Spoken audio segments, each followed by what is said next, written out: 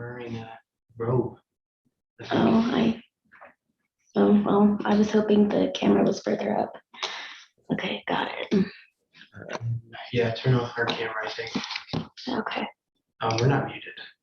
I think we're not muted. No, we can hear you. Good morning, everybody. Morning. Let's let everybody get admitted here.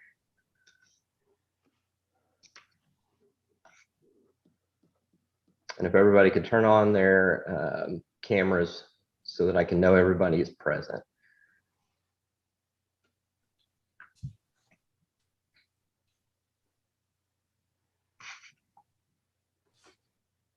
Okay.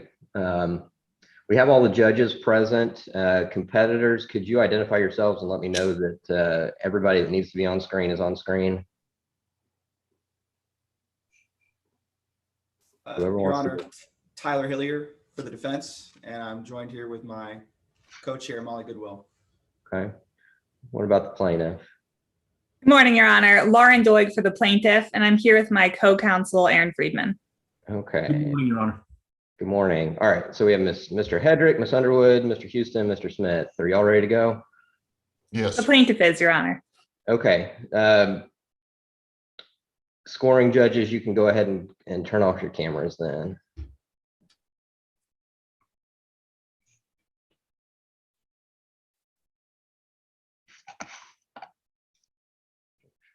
Okay. All right. Then I'll call the case, cause number TGCV 001-21, the 170th Judicial District Court in McLennan County, Texas is now in session. Call Jordan Gilmore versus Chimes Department Stores, Inc. Do we have appearances from the plaintiff? Yes, Your Honor. Good morning. My name is Lauren Doig, and I represent the plaintiff, Ms. Jordan Gilmore, in today's case, along with my co-counsel, Mr. Aaron Friedman. Okay. Good morning, Ms. Doig. Good morning. And defense, please make your appearance. Good morning, Your Honor. My name is Tyler Hillier, representing the defense in this case, and I'm joined here with my co-chair, Molly Goodwill. Good morning, Mr. Hillier, Ms. Goodwill. All right. Before we begin, do we have any housekeeping or pretrial matters that need to be taken up by the court? Yes, Your Honor. We just have two pretrial matters. Very I'm well. sorry, two pretrial housekeeping matters. The first is we spoke with opposing counsel before trial, and we were able to stipulate to the admissibility of several exhibits. Okay. Those exhibits are exhibits 1, 2, 3, 6, 19, 31, and 33. Let me know if I said that too fast, Your Honor, and I can say them again. Okay. No, that's good. I got them all. I have 1, 2, 3, 6, 19, 31, and 33. Is that correct? That's correct, Your Honor. Okay, those exhibits are admitted. Well, let me, is that true defense that those are the stipulated two exhibits? Yes, Your Honor. Okay, they're admitted. Additionally, Your Honor, we spoke with opposing counsel and let them know that we're seeking to use exhibits 2 and 3, two of those pre-admitted exhibits, in our opening statement, and they had no objection to that. Would that be permissible with Your Honor? Yes, you may. With that, the plaintiff is ready to proceed. Okay. In defense, are there any pretrial matters that you need to take up? Yes, Your Honor, just a few preliminary housekeeping matters. Your Honor, we would like to bring to the court's attention that this is a bifurcated trial to be tried on the issue of liability only, and there should be no mention of damages throughout the trial here today. Very well. Your Honor, we'd also like to bring to the court's attention that the defense has brought one affirmative defense in this case, a defense of comparative negligence on the part of the plaintiff, being the sole and proximate cause of their own injuries in this case. Very well. Your Honor, we would also like to bring to the court's attention that we spoke to opposing counsel and told them that we were going to be using exhibits 3 and 33 in our opening statement, and I would just like to get the court's permission to do that as well. You may. Lastly, Your Honor, we intend on introducing the defendant to the jury during opening statement. Do we have permission to ask him to turn his camera on during opening? Yes, you may. Yes, Your Honor. With that, the defense has no more housekeeping matters and is ready to proceed. Okay. Are there any pretrial motions that need to be taken up? None from the plaintiff, Your Honor. We did just want to clarify, although this is a bifurcated trial, obviously we need to establish harm in fact in a negligence case. So we will be discussing the fact that the plaintiff was injured as a result of her fall on the defendant's property, but not getting into the economic losses, medical bills, anything like that, anything of that nature, just establishing that she was injured because of this. Okay, very well. Any pretrial motions from the defense? Your Honor, no pretrial motions. We did stipulate, however, to the inadmissibility of exhibits 22 through 30. Okay, And with that, defense is ready to proceed to opening, Your Honor. very well. All right, let's have the plaintiff's opening. Yes, Your Honor. On January 23rd, 2019, Jordan Gilmore reports to work like she always did. She's a loyal employee of Chimes department store where she's been working as a cashier for the past 10 years. It's been a busy day at the store. And after a couple of hours, Miss Gilmore decides to take a break and go out for a smoke. She remembers the boss's rules, no smoking in the front. So she heads to the back door to walk down the stairs and smoke there, where no one will see her. So she opens the door and heads down these stairs. She opens the door, it's dark. It's 7 p.m. here in Waco, and the sun has set almost an hour ago. She looks up to where there's a light switch, a light bulb, where it should be. But to her dismay, it's still not lit, even though she's complained to the manager time and time again. So she has to walk down these stairs completely in the dark, literally gripping onto the wall to make sure that she's not tripping over the loose concrete on these worn out stairs. She eventually makes it to the bottom, has a cigarette or two, and turns to go back inside. She turns around, grabs the wall again, and carefully walks up to the top. Her friend is waiting for her at the top, holding the door partially open so that some of the light from inside can come and light the stairs, so she can see just a little bit as she goes up. But as she walks up the stairs, she goes around the door to get inside, and her foot slips. This is the door she goes around, the steps she goes around. And she feels something go out from under her foot. Her heart starts racing. She reaches out to grab something, but there's nothing there. She knows her boss doesn't have a handrail on her stairs, so tries to reach for her friend. It's too late. Plaintiff knows what's going to happen. So as she feels herself falling, she jumps, crashing onto the ground, and leading to the severe injuries that brought us here today. Unfortunately for Miss Gilmore, she couldn't stop herself from falling. But the defendant, her employer, could have. Which is exactly why Miss Gilmore filed today's lawsuit against Chimes department store, the defendant in today's case, for failing to protect her from a danger that they knew, a danger that they created, and a danger that they could have and should have easily fixed. I want you to meet Miss Gilmore. Miss Gilmore, could you please turn your video feed on? Members of the jury, this is Jordan Gilmore. Miss Gilmore, she was the defendant's prior employee of 10 years. She was loyal to them. She expected the same. As you'll learn, this was far from the case. As the plaintiff, we have the burden of proof in today's case, which means that it's our job to show you today just that it's more likely than not that the defendant was negligent. And in order to prove those things today, we need to show you three things. First, that the condition of the service posed an unreasonable risk of harm. And by the service, that just means that stairwell I was just describing. Second, that the defendant knew or reasonably should have known of the danger. And lastly, that the defendant failed to exercise ordinary care to protect Jordan Gilmore from the danger. Members of the jury, you won't really need to look further than the photographs of the back staircase to know how unreasonable this risk was. You'll hear today that when the defendant first moved into this store, the defendant knew the back staircase, the light didn't work, knew that the cement on the staircase was crumbling, and knew that there was one safety measure, a handrail, something to let employees hold on to as they walk down the stairs, something to grab if they lose their balance. But you'll learn that just 2 weeks after the defendant moved in, they removed the only safety measure they had.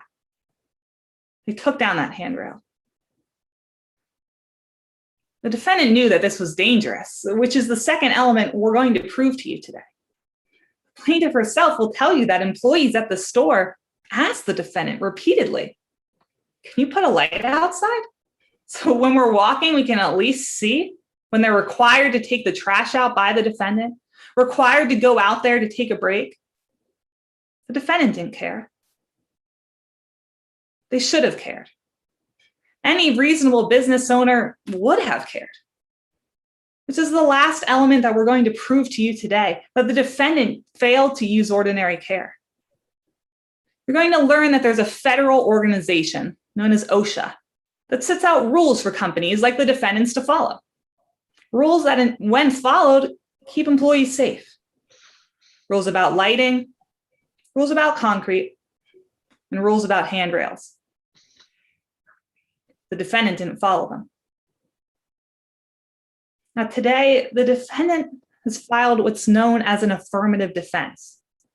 And what that means is that they're coming here today trying to blame Miss Gilmore for her own injuries, saying that their own employee of 10 years, who they directed down their dangerous staircase, is to blame for her own injuries.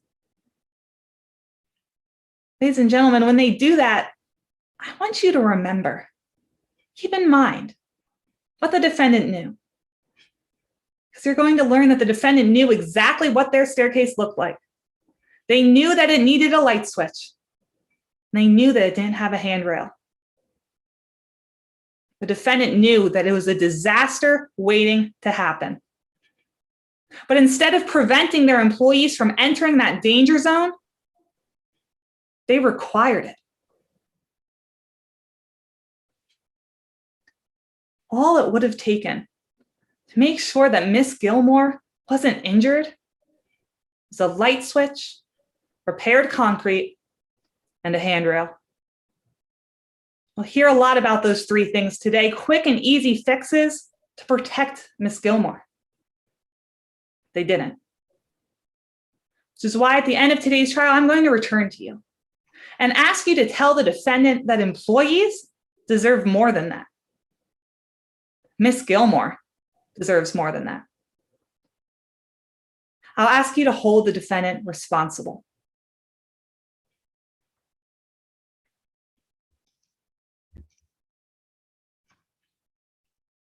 Thank you, Ms. Doty.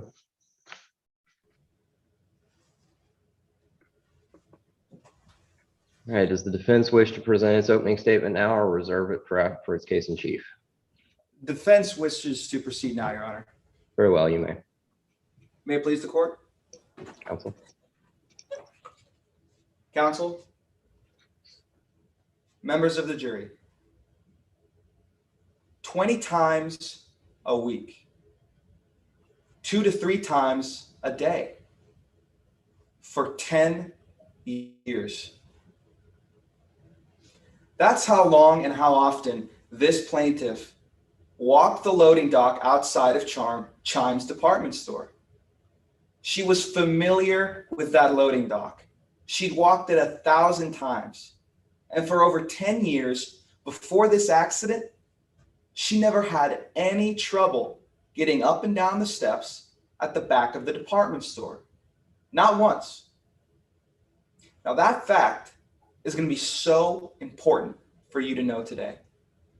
Because the reason the plaintiff hurt herself isn't because the loading dock that she'd walked for 10 years suddenly became dangerous overnight. It's because in that moment, she chose to take an unreasonable, unnecessary risk. So here's the full story on what actually happened that night. The plaintiff chose to go outside for a smoke break. And as she came back up the stairs, she encounters a door at the top of the loading dock. It was just half open. Her friend Riley is holding the door open. Now, when this door is halfway open across the loading dock, you're going to see today that it leaves just a small space to get by. Now, this small space, you actually just saw it in the plaintiff's opening. But this is what the defendant chose to work with that night. Because right before her fall, you're going to learn that the plaintiff, well, she didn't just open the door to get by. She didn't ask her coworker, Riley, who was holding it, if she could prop the door open. But rather, she chose to take a risk and try to squeeze around the right side of that door along the edge you see there. Members of the jury, just because someone has an accident, it doesn't mean that there's always someone to blame. Sometimes people just make mistakes, and it ends up being their own fault. And make no mistake, we sympathize with the plaintiff and her injuries. Nobody wants to see anyone get hurt. But the judge is going to instruct you that you can't consider sympathy when making a decision in this case. You can only consider facts. And the simple truth is the facts that you're going to see throughout this trial are going to show you that a 35-inch loading dock, it just isn't unreasonably dangerous. But instead, it was the plaintiff's own actions that caused her own harm. So that's what this entire case is all about. Was the loading dock dangerous? To answer this question, you're going to hear from our witness, Reese Geller, the owner of Chimes Department Store. In fact, I want you to meet him right now. So Mr. Geller, if you could please turn on your camera. Mr. Geller here, he's a husband, a father, and the owner of Chimes for the past 10 years. Chimes is a department store, kind of like JCPenney's or Macy's, but with a much more small town feel. It's a family business with deep roots right here in Waco. Thank you, Mr. Geller. Now, when he testifies to you today, he's going to explain to you exactly what a loading dock is, how it's an access point at the back of the store used to easily bring in heavy merchandise and deliveries. The loading dock is barely 35 inches off the ground, about the same height as the back of the trucks coming up to deliver their merchandise. And he's going to be up front with you. He's not going to hide it, that there's no guardrails on the loading dock. And he's going to tell you why. As you can see here, a loading dock doesn't need them. They aren't legally required to have them. And just looking at this photograph, you can see that it wouldn't make any sense to have them there. He's not going to hide from the fact that there was no guardrails on the dock. He doesn't need to, because it doesn't make the dock dangerous. What it does is it makes it usable. So you're also going to hear from the plaintiff today. And when you do, I want you to remember 20 times a week, 2 to 3 times a day. That's how many times that the plaintiff would walk up and down the steps of the loading dock for over 10 years. How many times she used that door to go in and out. But unfortunately, in all of that time, it just takes one mistake. The plaintiff took a risk and it backfired. So members of the jury, I am confident that after seeing all the evidence and listening to all the testimony, you will find my client, Chimes Department Store, not liable. Thank you. Thank you, Mr. Hillier.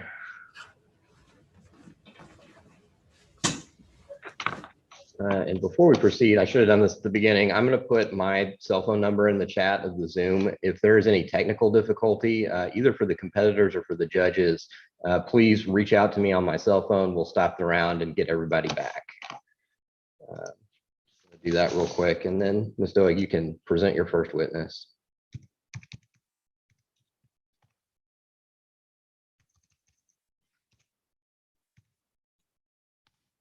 Okay, May I proceed? you may. The plaintiff calls Jordan Gilmore to the stand.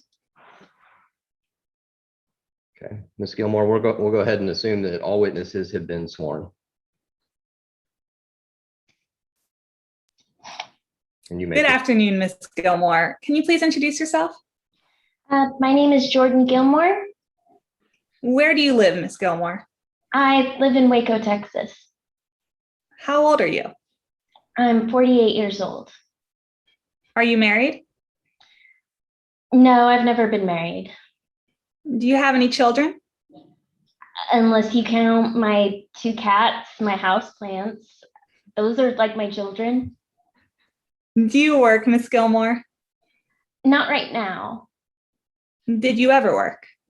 Well, my last job, I worked for the Chimes store for 10 years. What did you do at Chime Store? I was a cashier. I mostly worked at the front, helped checking people out. You said you used to work there. Why did you stop working there? Well, I got hurt and I had to take some time off. Unfortunately, they replaced me, and when I was ready to go back, there wasn't a job for me there anymore. You said you were hurt. What were your injuries? Well, I hurt my knee, and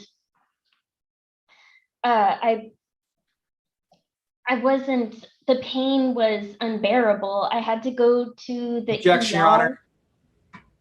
Damages in a bifurcated trial. Response. Your Honor, we're just getting into the injuries itself. We're not going to get into the pain that it's caused her further. All right. Your Honor, may I be heard? Yes. I just heard the witness say I had unbearable pain. So if we could instruct the witness to not go into the extent of those injuries, Right. to stay away from the damages in this case. I'll sustain your objection and instruct the witness just to answer the questions that are asked about the harm that or the alleged harm that has been incurred. Yes, Your Honor. Ms. Gilmore, I want to ask you specifically just about your injuries and not how they affected you. What were your injuries? Well, I had to get a replacement for my right knee. And you said you were injured at Chimes Department Store. Where exactly did that injury occur? It occurred in the back by the dumpsters. I want to take us to the scene of your fall. Your Honor, permission to publish exhibits 2 and 3, those are 2 of the pre-admitted exhibits. You may.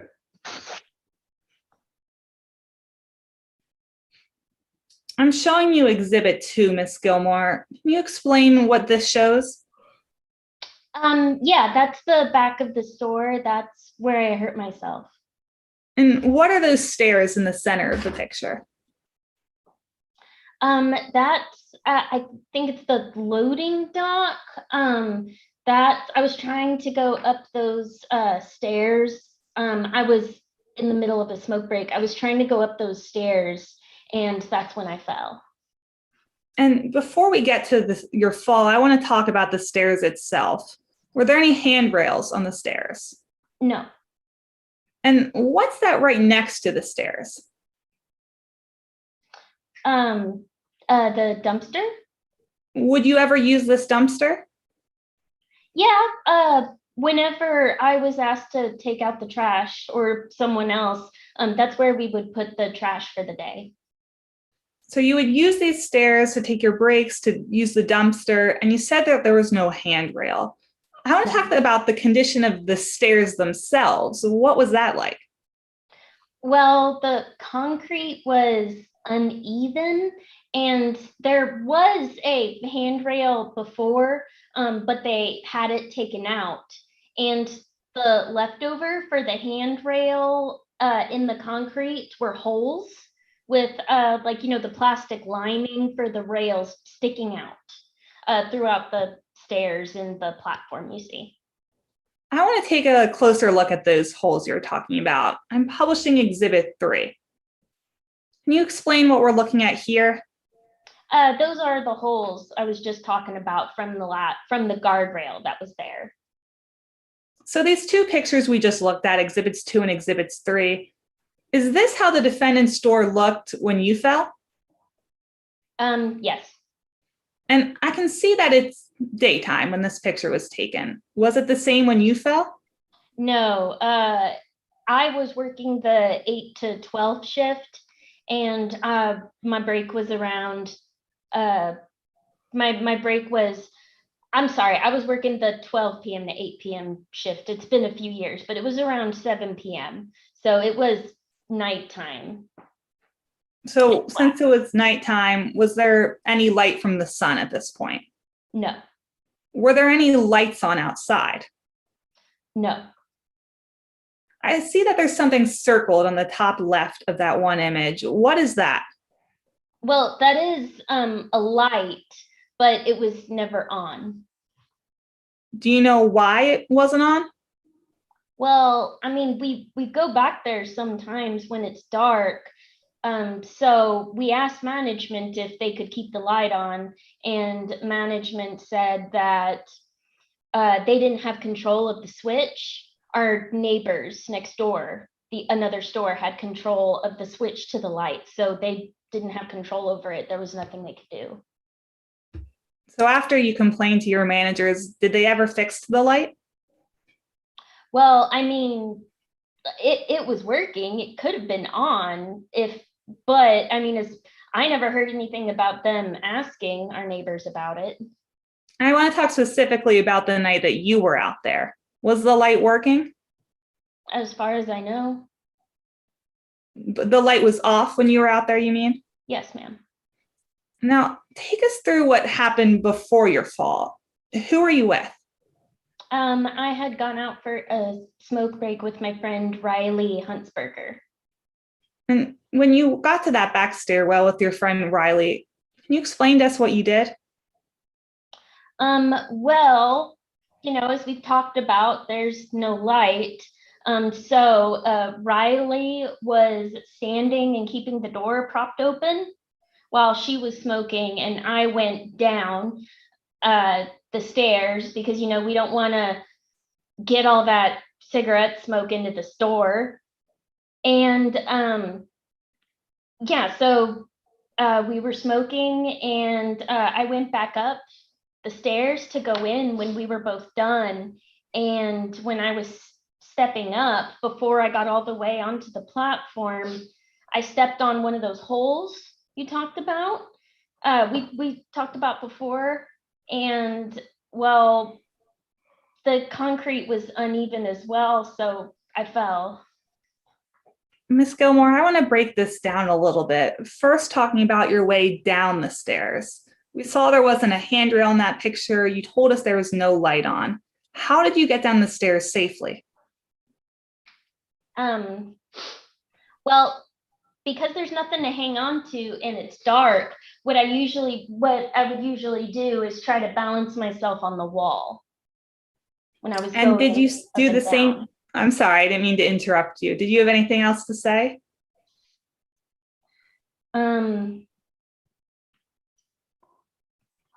It was scary. It hurt. The whole And- thing. And Miss Gilmore, when you walked up the stairs, you told us you were holding onto the wall on the way down. Did you do the same thing on the way up? I tried to. And then when you reached that top step, you said Riley was holding out the door a little bit to provide some light. Yeah. How did you try to get inside? Well, when I was, truth be told, I couldn't, I might have gone in the same door of Riley as Riley was holding open, or might have gone in the other one. I didn't get all the way onto the platform. When my foot hit that hole on the top platform, that was when I fell. And why didn't you ask Riley to just close the door? Then we'd have no light. We'd both be out there in the pitch black. And then I'm sure we would have both fallen or something. So when your foot slipped on that top step, what did you do?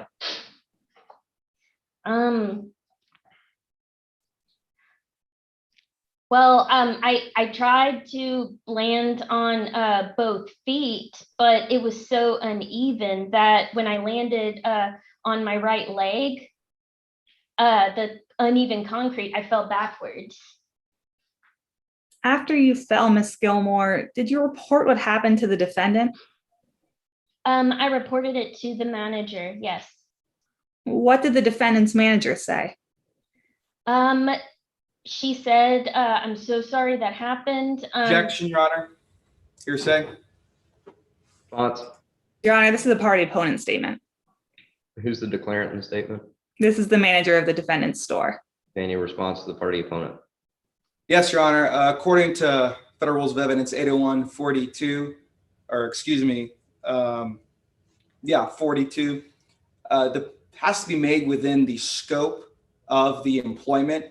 Your Honor, this conversation is not within the scope of employment. This accident happened while this plaintiff was on break. This has not happened on company time. This conversation thus was not within the scope of employment and cannot be an admission. Response. Your Honor, this was certainly within the scope of employment. This was the defendant's manager who was on duty, and this witness testified that after she was injured on her break, she came inside and spoke to the managers. This is something that a manager of a company would do. This was in the scope of their employment. They were working at the time. This is 801 D2D. This is a party opponent admission. Objection is overruled. Let me ask you that again, Miss Gilmore. What did the defendant's manager say to you? She said, basically, sorry that happened. She said, she told me that they should have fixed those stairs a while ago, but there's always been bigger issues for the store to be working on. Miss Gilmore, if the defendant knew that that back stairwell should have been fixed, you knew that the light wasn't working back there, why did you even choose to go on that stairwell for your break? Well, it was official policy that we were told we could only go back there to smoke. Your Honor, I have what's been admitted into evidence as Exhibit 1. This is the memo that the witness is talking about from the defendant. May I publish it? Yes, you may. Now, Miss Gilmore, what is this? That's the memo that we were all given back in 2015 about where we were allowed to go for smoke breaks. Miss Gilmore, would you please read the first paragraph? It says, I'm sending you this memo to remind you that the owner does not want any employees taking smoke breaks in front of the store. Apparently, the last time Reese came by the store, someone was smoking out front. We can't have that. As you've been told before, if you are going to smoke, you need to smoke out behind the store where our dumpster is. That is the only place you should take smoke breaks on the premises. Miss Gilmore, in that paragraph where they told you all this to go down the back stairwell, did they tell you what to do about the lack of lighting? No. Did they warn you about no handrail? No. Did they tell you not to use the steps at night because of uneven concrete? No. Does the memo mention the word safety at all? No. Miss Gilmore, besides forcing you to use the back area for smoke breaks, was there any other reason you would go out back? When I was told to take out the trash. And when you were told to take out the trash, did they tell you how to do so safely? No, Did they tell you not to use those stairs? no, Did they tell you that they would make sure a light was on for you? no. What safety measures did the defendant make sure were in place? I don't know of any. Pass the witness.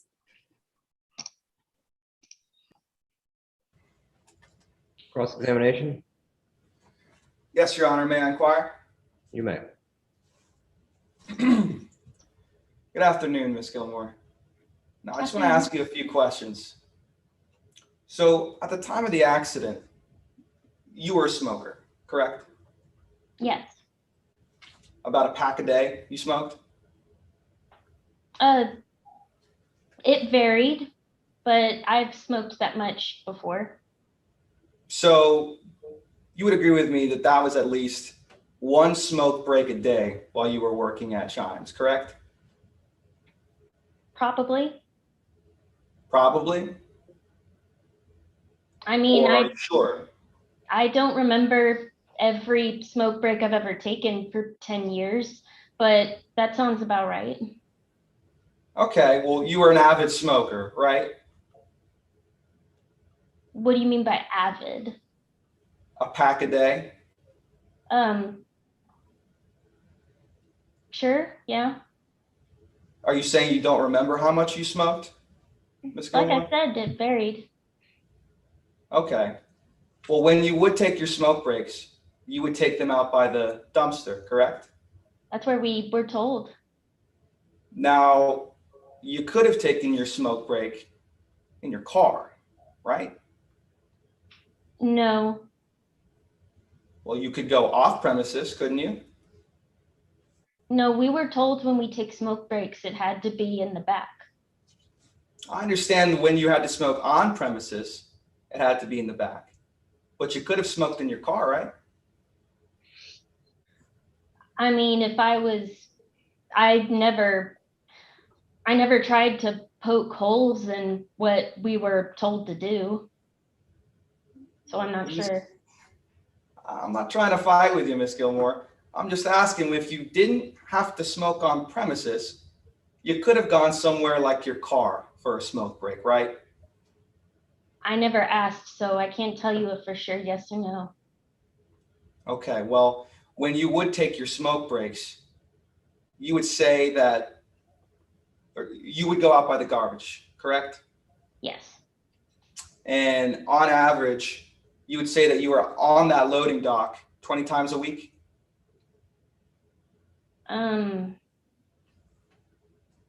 I can't say for certain. Are you saying you don't remember how often you would go out by the loading dock a week? Sometimes I'd go out there once a shift, sometimes more than once. Are you saying you don't remember how many times a week you would go out to that loading dock? I don't have an exact number for you. Would it refresh your recollection to take a look at your deposition and get that exact number? Sure, certainly. Well, why don't you turn to page 6 of your deposition, lines 22 to 23, and take a look up at me when you're done. Okay, yes, you're right. I did say it that was a few years ago. I did say about 20 times a week. I did say that. So, I mean, that sounds probably about right.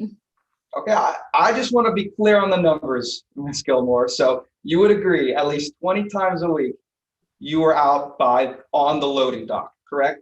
Around 20 times a week, yes. Okay. And you worked for Chimes Department Store for 10 years? Yes. And every time that you took a break, or like you said, you had to take the garbage out, you always used those steps, correct? Yeah. So it's safe to say that after 10 years, you were pretty familiar with that area. Yeah. You'd been on the loading dock at night before? Yes. So you'd use those steps in the dark before? Well, no, I tried to make sure not to do that. So I would try to make sure someone was holding the door open for light or something. You tried to make sure you didn't use the steps in the dark, Well, yeah, but the night you fell, you did use the steps. I did, but there was light. A friend of mine was holding the door open. And because there was light, you could see a little more clearly, right? Well, I felt a little safer. Well, let's talk a little bit more about your time on the loading dock. You never had any trouble in 10 years going up or down before this accident, did you? I never fell. Right, but you never slipped. I think I maybe almost fell once or twice, but I managed to not fall before the accident. And you never had any trouble if it was in the daytime. It was a little bit easier to avoid the, trouble spots in the You can't daytime. say, I'm sorry, go ahead. Oh, you're good. You can't say you've ever had any trouble using those steps at night before this accident. Well, like I said, I never fell. Right. So, Miss Gilmore, you never complained to management about the lack of a guardrail, did you? No, not the lack of a guardrail, no. You never even thought about complaining, did you? I can't tell you for certain. Not seriously, no. It may have occurred to me at some point. Well, the reason you didn't think, I'm sorry, go ahead. I couldn't recall for sure whether or not it ever occurred to me, but not seriously, no. Well, the reason you never thought about it seriously is because you knew that that platform was a loading dock, right? That's correct. So let's talk a little bit about the lighting that we've been hearing about. When you went on break, before you even got outside, you knew it was going to be dark out. Yeah. But you didn't bring a flashlight with you? No, I knew Riley was going to hold open the door for me, and it would make for a longer break if I was dealing with the cigarette, the lighter, and something else in my hand. Okay, so I understand that, Miss Gilmore, but you didn't even bring your iPhone with you, did you? Well, sometimes when you go out, sometimes with your phone, you get caught up in things, reading, whatever, texting, and the break tends to take a bit longer. And I really didn't want to take that long. Miss Gilmore, is that a no? You didn't bring your phone with you? No, I did not. And you would agree that that phone, you could use it to light up the stairs, right? Yeah. Now, there was nothing stopping you from bringing a flashlight out, right? Well, like I said, we can only be on breaks for so long. That wasn't my question, Ms. Gilmore. There was nothing preventing you from just bringing out your iPhone to use as a light. You're correct. Now, you've been saying that your friend Riley was in the door and that there was a light shining from the store outside, correct? Yes. And she was holding that door open for you? Yes. So let's talk exactly about what happened that night. When you were on that break, it lasted for about 5 minutes, right? 5 or 6, something like that.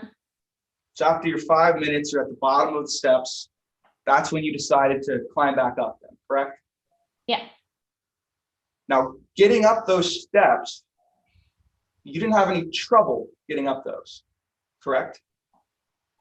The usual. No more than usual, I'll say. Okay, and as you got up to the top of that landing, your friend Riley was still in the doorway, right?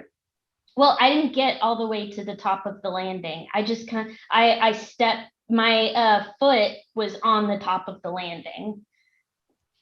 Well, hold on. So you said that the door was halfway open on the landing, correct? I don't remember if I said it was halfway open. It was open in a way that it was blocking the landing as you were coming up. Probably a bit, yeah. Well, it wasn't just a bit. It was blocking the whole landing, right?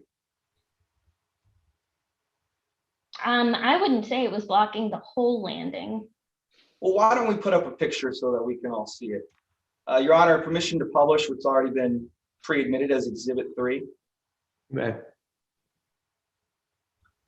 Can you see that clearly, Ms. Gilmore? I believe so. Now, you would agree with me that that door is blocking pretty much the entire landing, right? Well, I mean, I could still probably get around it, but no, it wasn't blocking I wouldn't say it was blocking the entire landing. You thought you could probably get around it. Sure, yeah. So on that night, that's when you thought you probably, in the dark, could get around that door, just Well, like that. If I couldn't get around it, I would just use the other one, or I would have asked her to move. But like I said, I didn't get to the top of the landing. I stepped onto it and my foot was on that hole you see right there, the big one, and then I fell. So I didn't even get a chance to figure out if it was blocking too much of it.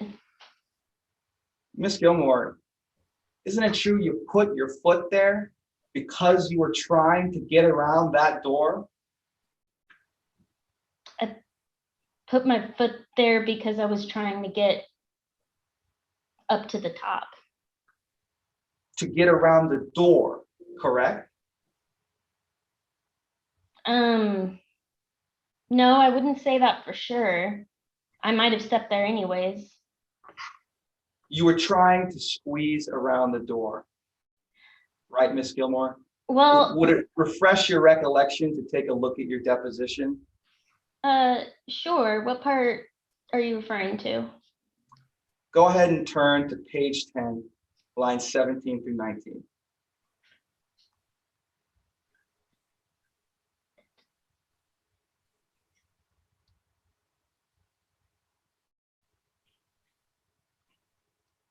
Just let me know when you're done.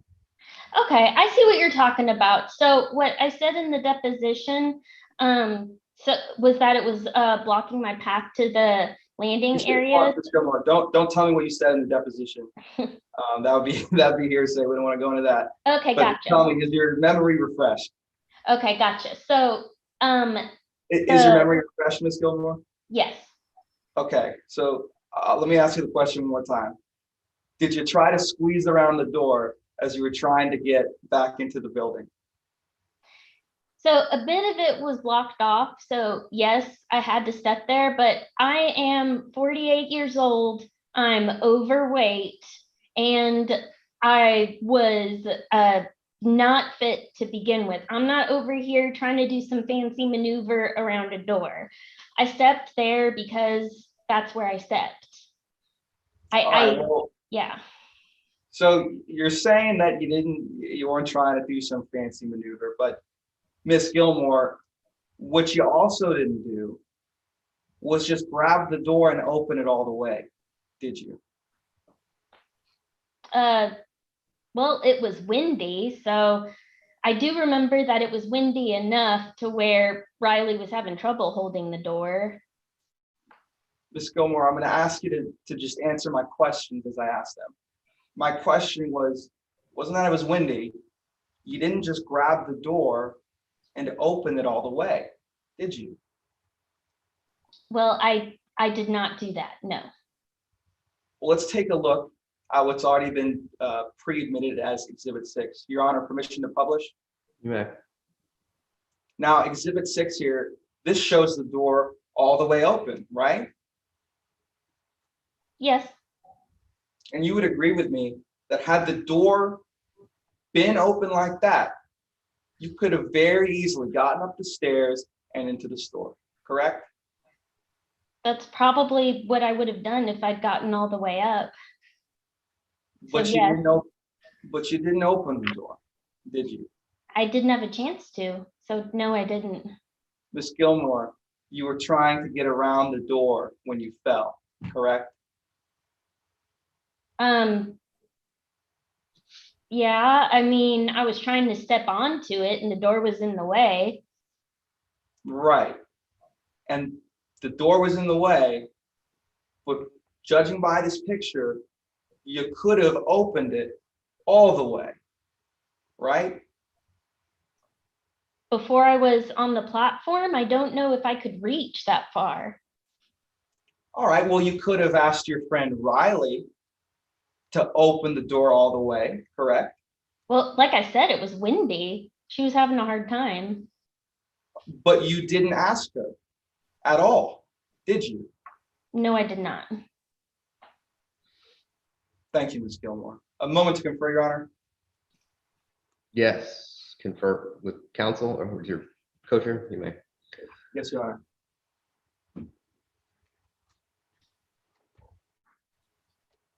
Your Honor, no further questions. All right. Anything further from this witness, Ms. Doig? Brief redirect, Your Honor. You may. Permission to republish Exhibit 6. Yes, you may.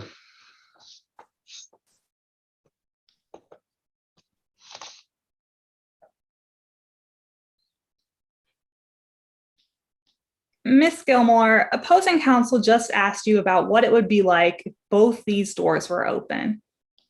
Even if both these doors were open and you stepped on that piece of concrete, would you still have slipped? Yes. Nothing further. Whoa, objection, speculation, Your Honor. Counsel, at this point, that's an untimely objection, so it's overruled. I was having trouble with the mute button, Your Honor. I apologize. May the witness be excused? Yes, you may. Thank you much. Any further witnesses from the plaintiff? Your Honor, we have no further live witnesses. However, may we call Perry Hayden by deposition? Yes, you may. May I have my second chair come on screen and I read the questions and he read the answers? Yes, you may. Your Honor, before we begin, may we assume the jury has been instructed as to the meaning of a deposition, or would Your Honor like to now or like me to? The jury has been so instructed. Yes, Your Honor.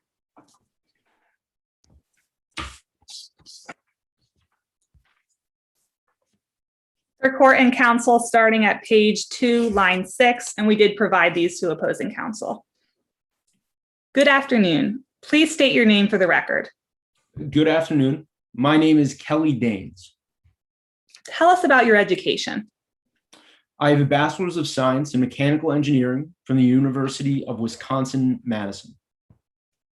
I noticed that your CV lists you as a PE. What is that? So it stands for Professional Engineer. What do you have to do to become a professional engineer?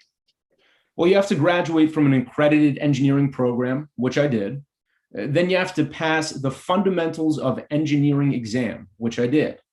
Then you work as an engineer for 4 years before you take the Professional Engineering exam. So I took that as well, and I passed.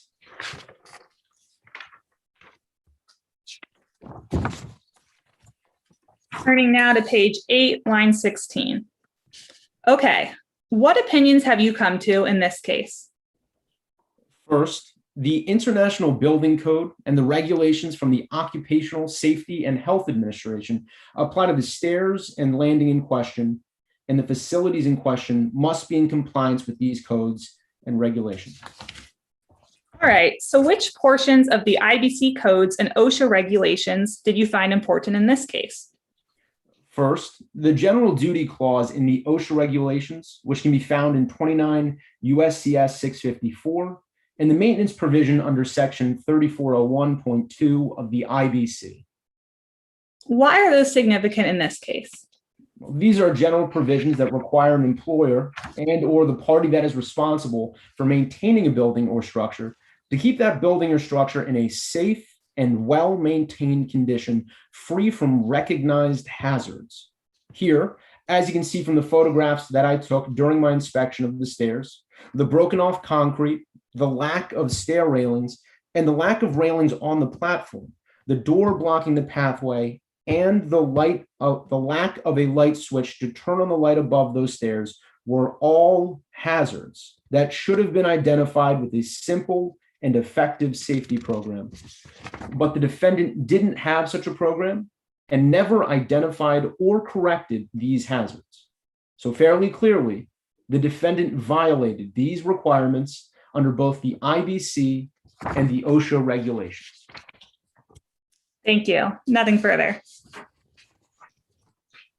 Any cross testimony from this witness from the defense?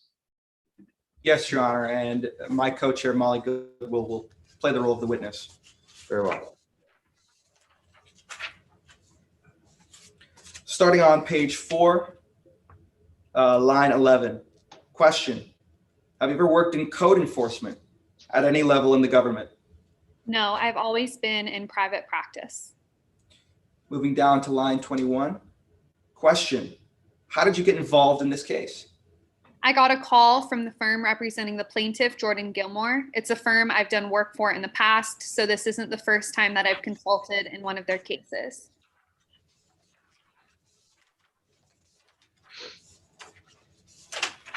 Moving all the way to page 14, starting at line 5. Question: do either 1910.24 or 1012.1 apply to loading docks? They don't mention loading docks specifically, but this wasn't a loading dock. Why do you say that? Well, just look at how it was used. Employees used this area to throw trash in the dumpster and used it to take smoke breaks. So this wasn't just a loading dock. Would you agree, though, that this area was used by Chimes as a loading dock at times? Yes, at times. And a guardrail around that loading dock would certainly inhibit Chimes' ability to use it as a loading dock? Yes, it would make it difficult.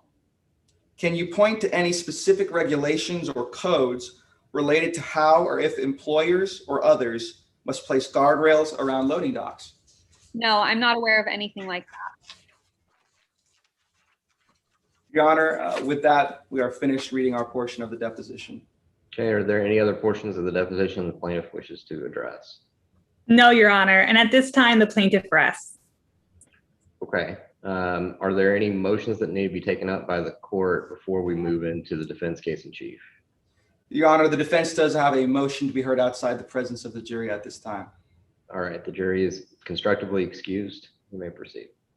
Your Honor, the defense moves for a directed verdict on the issue of liability in this case.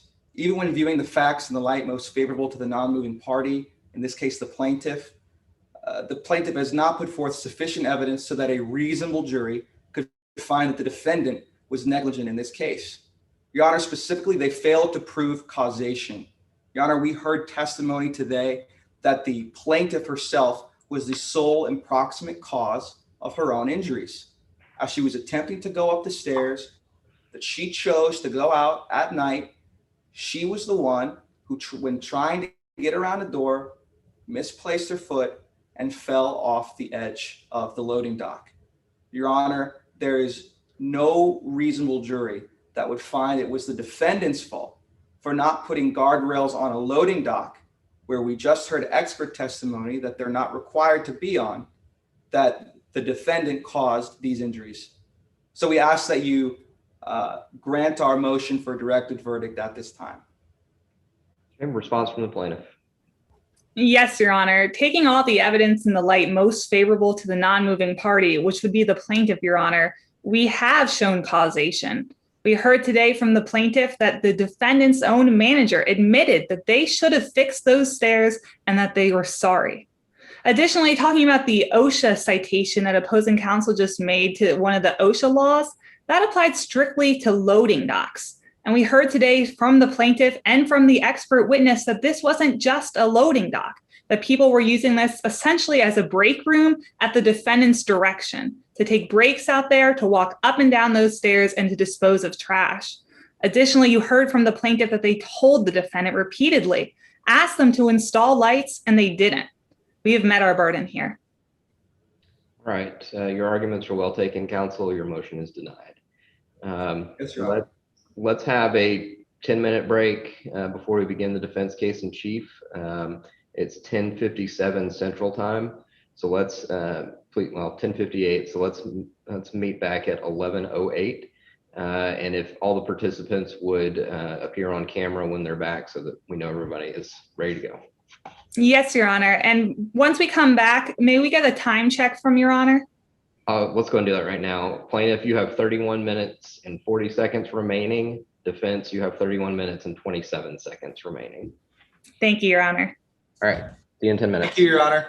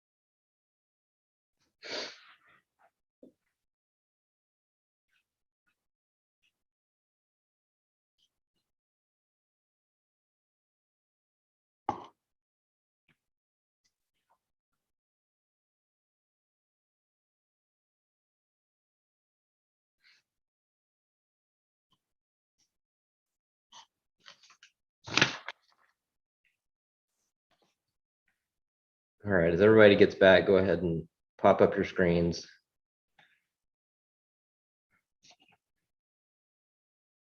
Witnesses, okay.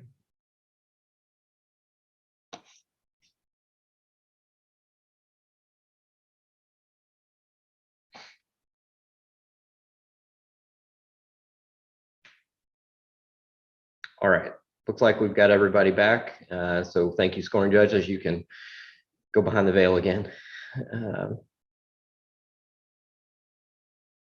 All right, competitors, are you ready to proceed? Yes, Your The Honor. plaintiff is, Your Honor. All right.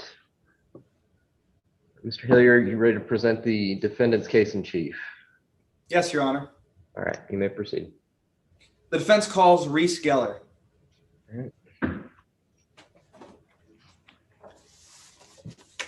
Mr. Geller, you've been sworn.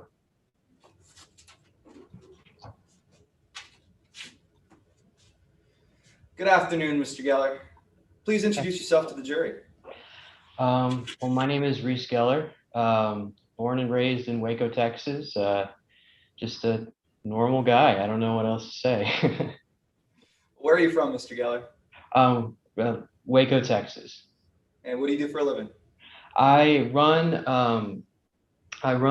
our family store, Chimes. I've been doing that since I got out of college. Got out of college. Where'd you go to school? I went to Baylor University. Waco really shaped me, as it's pretty clear. Yes, it is, Mr. Geller. Now, why don't you tell us how long have you worked at Chimes since you started? Oh, since I graduated, I believe it's been about wow, like I know I've been an owner for about 10 years. I believe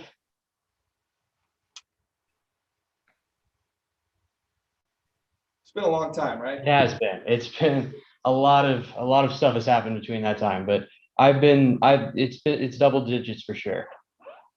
So you mentioned that you became the owner of Chimes Department Store. How did that happen? Well, it got passed down to me.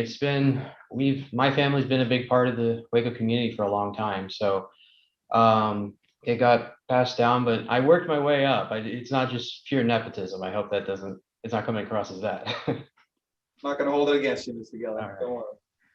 Now let's get to know Chimes Department Store and what your store is like a little bit. So why don't you tell us what kind of store Chimes is? It's kind of like the equivalent of like a local Macy's or JCPenney. We sell a little bit of everything. But like I said, we try to have a bit more of a local feel when it comes to it. Do you ever get merchandise that's on the bigger side? Yes, it can be. We've moved many of heavy thing within our store. It's been a lot. So how do you get that merchandise into your store? So we actually have a loading dock in the back of our store that we use to make delivery trucks be able to back right up to where we can like carry it. And because just going through the front it wouldn't look too nice. I think the customers would be a bit like miffed to have to wait in line for us carrying packages in. So why don't we take a look at this loading dock, Mr. Geller? We're going to pull up Exhibit 19 that's already been entered into evidence. Now, can you tell the jury what we're looking at here? This is our loading dock. It's at the back of our store. This is where we pick up stuff from the deliveries trucks and bring it into our store. Are there any guardrails located on this loading dock? No, we don't have those because it really wouldn't make much sense since we're picking up packages. If there's guardrails in the way, it wouldn't make much sense to use it as a loading dock. So what do you mean it wouldn't make much sense? I mean, can you use this picture? Can you describe where these packages are going on to?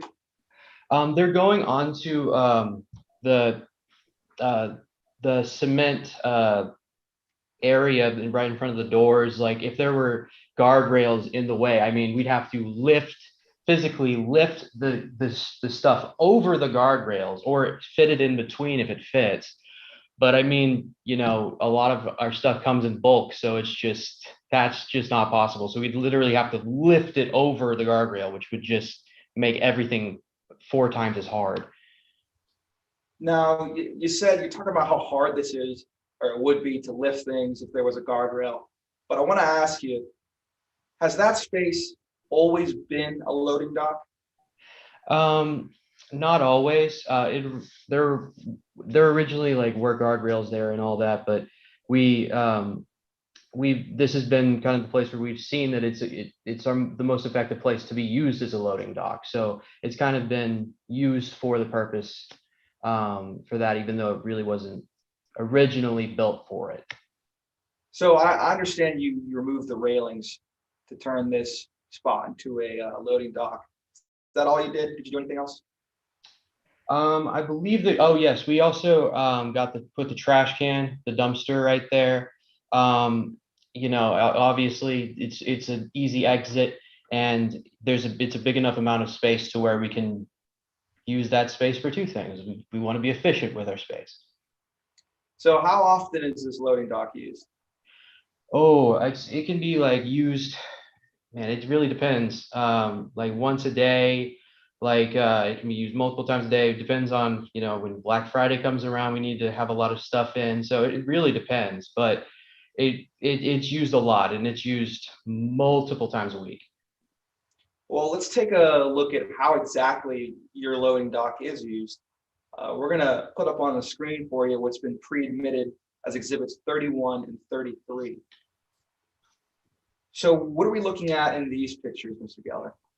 These are kind of the whenever we're bringing stuff in from the loading dock, as you can see, like often it's like us having to physically lift it up onto this onto this elevated surface.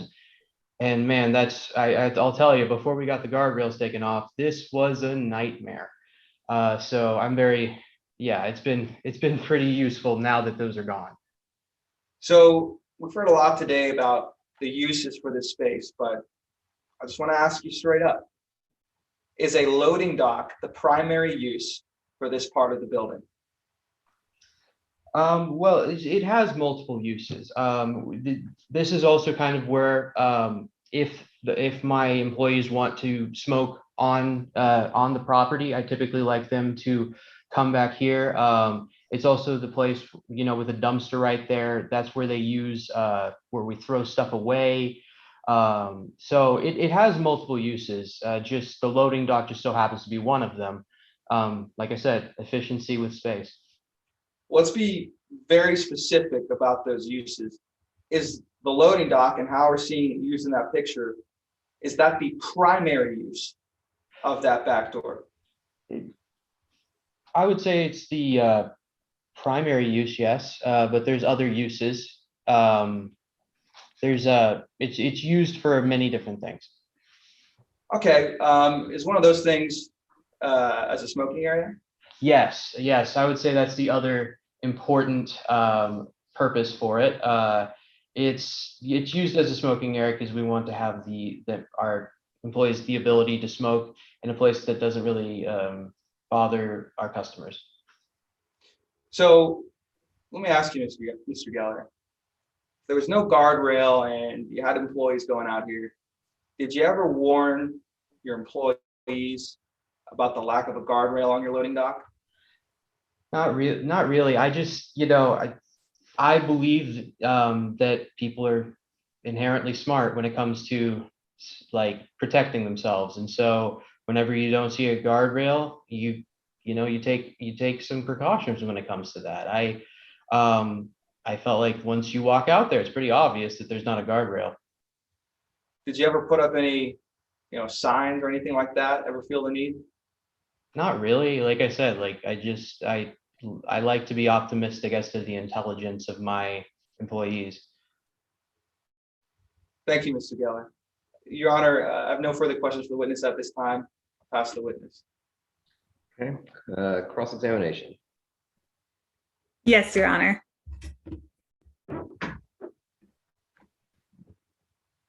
Now, Mr. Geller, as you told us on direct, you're the owner of Chimes Department Store, right? Yeah, as last I checked, yes. As a business owner, you'd agree. Safety is a priority. Yes, ma'am. As a business owner, you need to provide a safe workplace for your employees. I tried to. Yes, ma'am. Let's focus on what you did and didn't do to make sure your employees were safe on those back stairs. You just told us that those back stairs have many uses, right? Yes, One of those uses was a loading dock, yes. but that certainly wasn't the only use. It wasn't the only use. You knew that employees were using these stairs in other ways. Yes, ma'am. Your Honor, permission to republish Exhibit 2? Okay.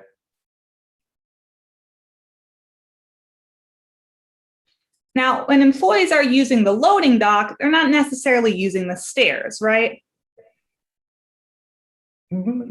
I generally I'd agree with that. Sometimes we walk up, but you know, its primary purpose is for that elevated surface for us to bring it in. So yes, I guess. Well, Mr. Gilmore, that's why you had that fence taken down, right? Because you wanted them to be able to just put it straight from the store. Yes, But you also took the fence off the stairs, right? that is true. Even though you knew employees would still be using the stairs. Yes, Thank you, Mr. Friedman. Now, Mr. Gilmore, you'd agree that if you make employees use the stairs as part of their job, it's common sense that they should be able to see those stairs, right? yeah, sure. Yes, A light, that could make it easier to see stairs. I agree with that. I'm sure you'd also agree with me that even cement, that's safer than broken cement on stairs. Yes, You'd agree with me that it's safer to have a handrail to hold on to than to not. I mean, in hypothetical situations, absolutely. Well, I want to talk more about these three things, the handrail, the lights, and the cement itself. Your Honor, permission to create a demonstrative? May.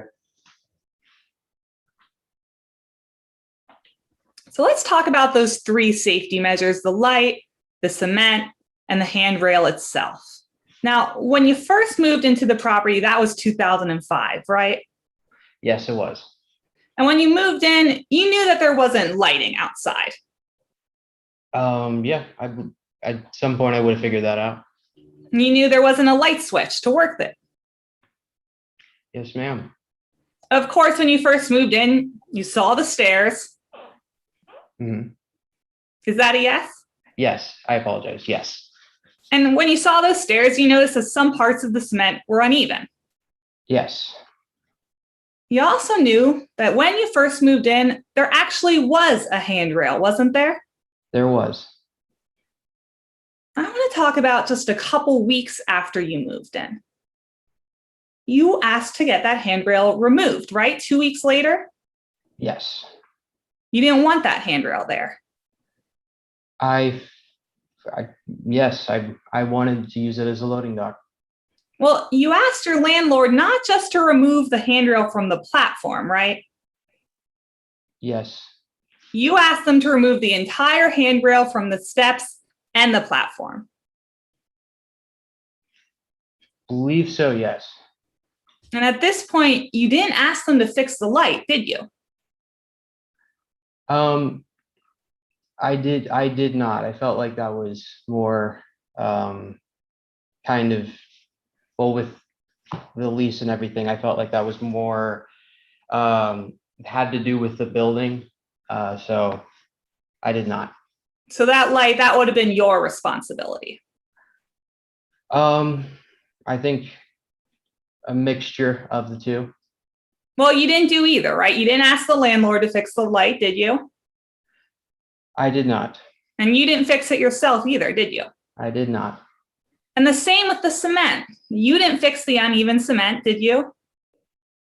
I did not feel that it was too big of a problem that the cement was incredibly uneven. So that's a yes, you did not fix the uneven cement. I did not fix it. So what this means is just 2 weeks after moving in, there was still no handrail, right? Yes. And those three things that were missing, the lighting, the even cement, the handrail, it wasn't just like that in 2005, was it? Well, it looked different than whenever after I got there. I just felt like there was different uses, efficiency with space. Mr. Gilmore, to be clear, in the 14 years that you were there, you never installed a light. I did not. You didn't fix the cement, I did not. and you didn't fix the handrail. I did not. Your Honor, permission to mark this demonstrative as plaintiff 1A for demonstrative purposes. So marked. Now, you knew that walking down your stairs outside with this uneven cement you've had for years without a handrail, that could cause an injury, couldn't it? I guess anything's possible. Many people have gone down those stairs over the years. Well, I don't want to talk in possibilities. I want to talk in facts. You knew that someone fell down that stairwell before. Objection, Your Honor. Relevance 403. May we approach? You may.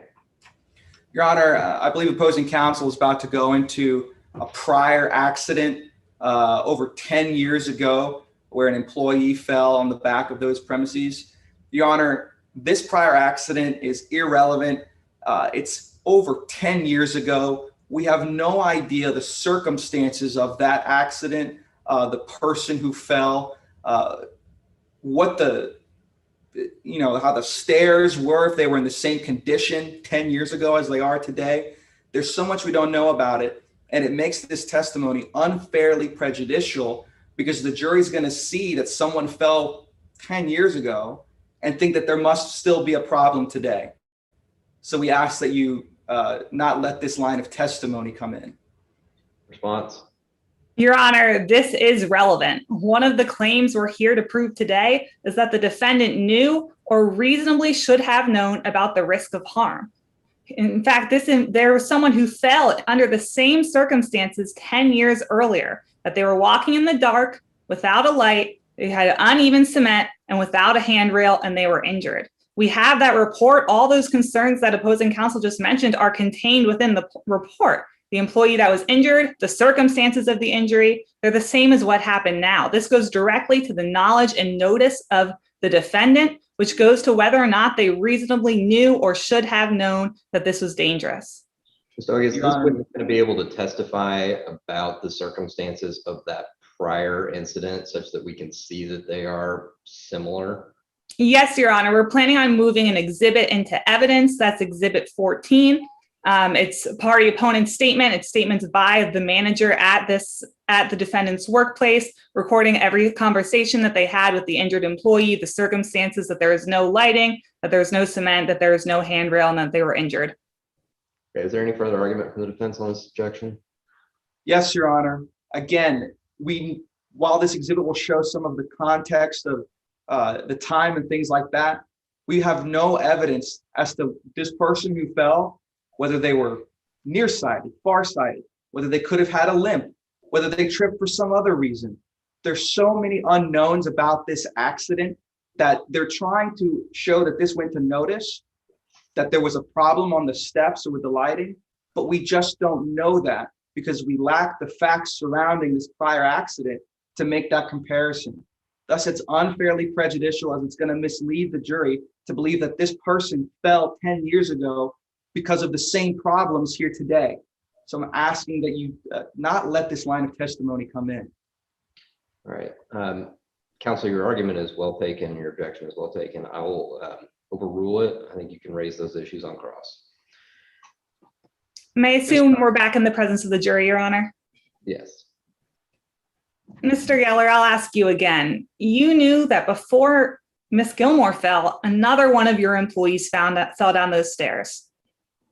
That we've had one other event where that's happened, and it was about 10 years ago. So I just there's been a large dearth of actual people falling. It's just one time 10 years ago.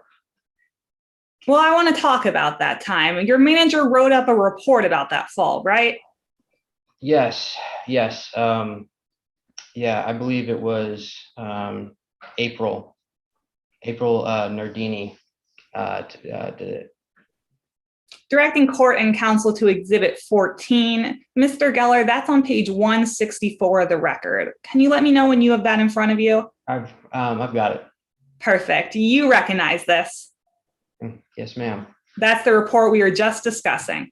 Yes, ma'am. It's a fair and accurate copy of that report. Yes, ma'am. Your Honor, I offer exhibit 14. Okay, objections to 14? No objections, Your Honor. All right, 14 is admitted. Permission to publish? You may. Mr. Geller, your employee reported what happened during his fall to your manager, right? Yes, ma'am. And in that report, your employee mentioned all three of those missing safety features we just talked about, didn't he? I believe so, yes. I'll make it easier for you. He said it was dark outside, right? Oh, okay. Yes, yes. He said the light wasn't on. Yes. He said that he was walking down the steps on what he thought to be loose concrete. Yes. He said that there was nothing for him to grab onto. Yes. Now, your manager also filled out this form as well, didn't she? She did. Yes, she did. Yes. There's a question on this form that asks what steps should be taken by Chimes to prevent injuries in the future, right? Yes. And your own manager wrote that Chimes should make sure that there is adequate lighting on the loading dock. She did write that. Now, Mr. Geller, after your manager wrote that, still didn't fix the light, did you?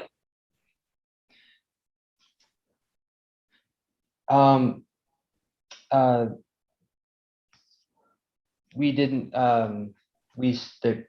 no, we did not. You could have fixed the light, couldn't you?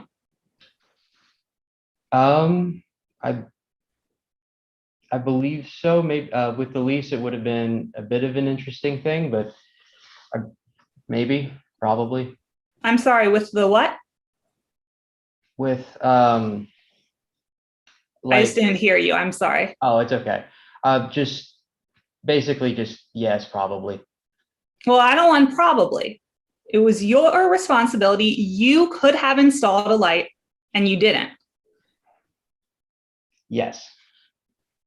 And even after this injury, even after you didn't install a light, you did nothing else to that back stairwell, didn't you? Well, there wasn't much of an injury. Obviously, I don't like it that my employee fell, and we made sure that that individual was okay. But I feel like injury is a bit of a strong word. Sir, after your employee filed this incident report with your manager, you continued to send employees down those back stairs, didn't you? Yes. You still didn't fix the light. Yes. You still didn't fix the cement. Yes. You still did not install a handrail. Yes, that I wanted to use it as a loading dock. Nothing further. Pass the witness. Any redirect? Yes, Your Honor. Steve? Mr. Geller, I want to talk a little bit about this prior event opposing counsel was just speaking about. All right. How long ago did that accident take place? Oh, it was back in 2010. And when did you start working? When did you become the owner? I became the owner, I believe it was in 2005, or wait, actually for 10 years. So it was actually about 2010. So almost at the same time, right? Like, Yes. now, do you know if this person who had the accident Can you tell this jury if you know they were nearsighted? I mean, oh man, it's been a long time. I'm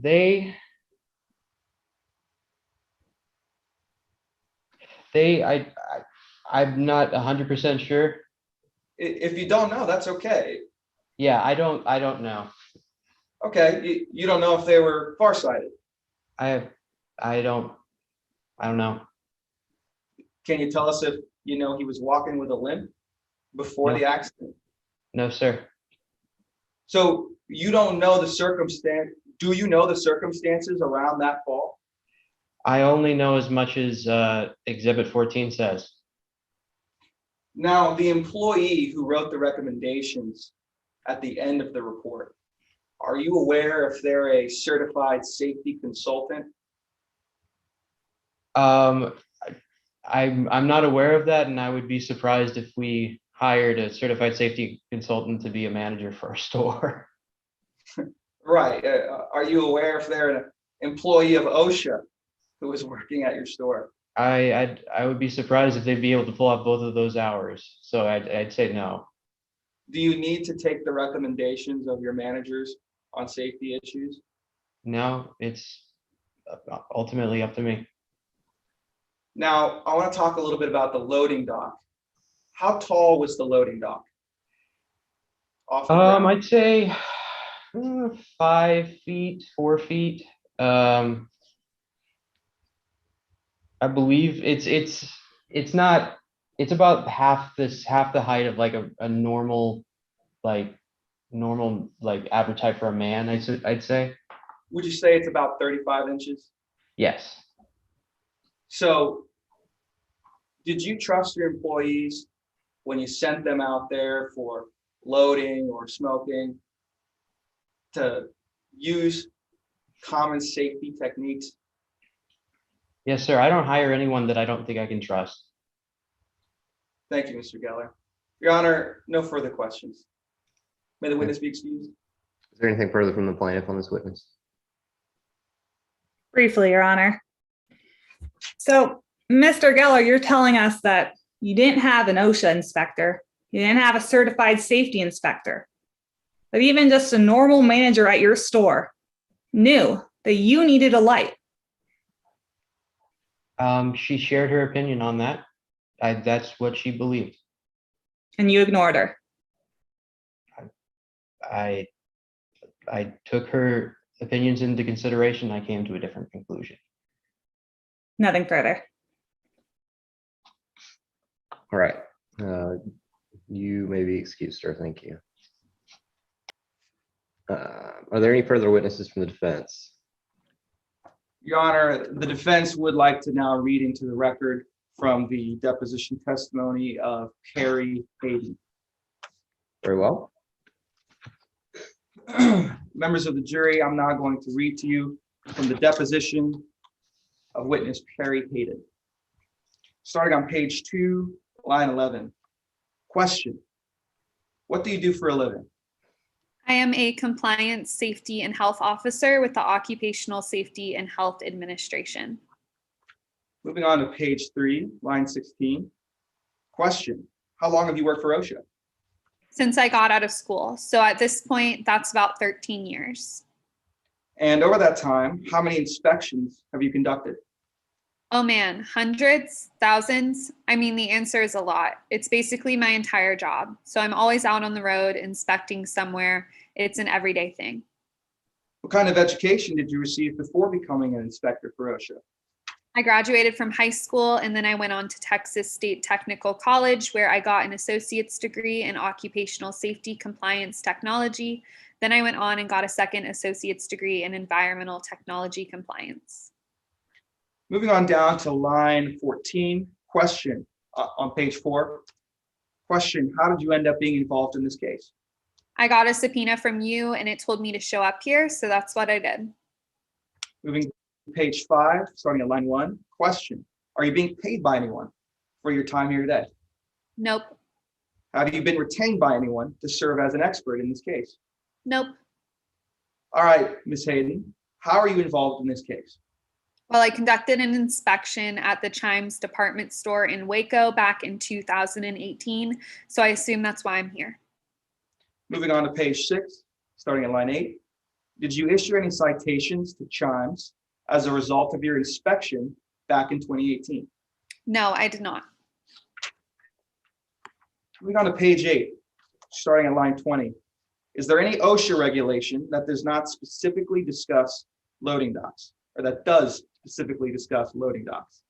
Yes, 1910-28 B1-3 clearly states that guardrails aren't required on loading docks because they aren't feasible. You can't very well load something onto the dock with a bar in your way. Moving on to page 9, starting at line 1. Question: have you had a chance to review the deposition of Kelly Danes? Yes, I have. Well, what do you have to say about all of the OSHA regulations that Kelly Danes testified were violated by the defendant because of the condition of the landing area at the back of the store? I'm sure Mr. Danes is a very nice person, but they're just reading those regulations too broadly. None of them deal with loading docks, which is what Chimes was using this area as. This wasn't just a stairwell or just a landing area at the top of a stairwell. This is a loading dock. And the provisions cited by Kelly Danes don't deal with loading docks. Was this area behind the store exclusively used as a loading dock?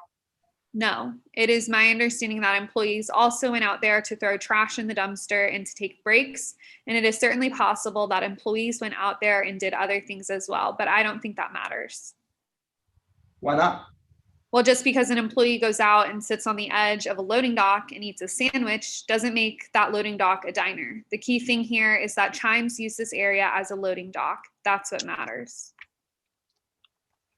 Thank you, Ms. Goodwill. Your Honor, we have no further questions to read in the record at this time. All right, is there anything the plaintiff would like to read in from this particular witness? Yes, Your Honor. For court and counsel, starting at page 11, line 16. Question: did you ever inspect the area behind the store at night? No, only during the daytime. Did you notice a light out there when you were doing your inspection? I did. You'll see it noted in my report. Did you ask the manager about that light? I did, like you can see in my report. And what did the manager say? The manager told me that they always turn the light on when somebody goes out back at night. So that seemed good enough for me. Did you have them turn it on for you while you were there? No, didn't seem necessary. Nothing further. All right, is there anything further that the defense would like to read in from this witness? No, Your Honor, and with the reading of that deposition, the defense rests. Okay. All right, plaintiff, you have a rebuttal case to put on. We do not, Your Honor. All right, then plaintiff, you close the evidence. Yes, Your Honor. Defense, you close the evidence. Yes, Your Honor. All right. Are there any motions that we need to take up before I charge the jury? Your Honor, the defense would like to constructively renew its motion for a directed verdict at this time. And I will unconstructively deny it. Yes, Your Honor. All right. I don't know why I'm blurry, by the way. I'm really here. I'm not a cat. Would counsel like a couple of minutes to prepare for closing? That would be great, Your Honor. And if you don't mind, could we also get a time check whenever it's convenient? Yes. So plaintiff, okay, I will admit that I ran the clock during an objection when I was not supposed to. Plaintiff, you have 18 minutes and 30 seconds remaining. I won't need that extra 30 seconds, Your Honor. Okay. Defense, you have 16 minutes and 21 seconds remaining. Yes, Your Honor. Okay, let's take, is 5 minutes enough or would you like 10? That's fine, Your Honor. 5 minutes. Whatever is convenient. Okay, let's take a 5-minute break. It's 11:43 Central Time, so at 11:48, if I could have all the participants and judges reappear on the screen. Yes, Your Honor. Yes, Your Honor. Thank you.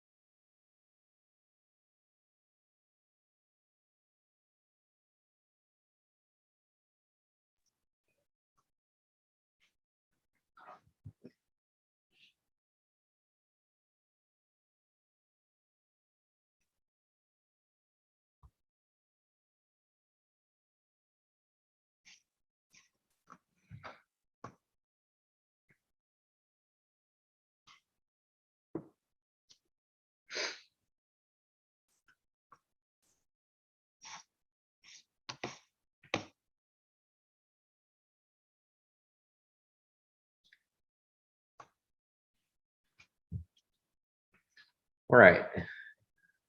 Looks like we have everybody back. All right, scoring judges, thank you. You can go dark again. All right, is the plaintiff ready to close? Yes, Your Honor. Before I begin, may I reserve 2 minutes for rebuttal? Yes, you may.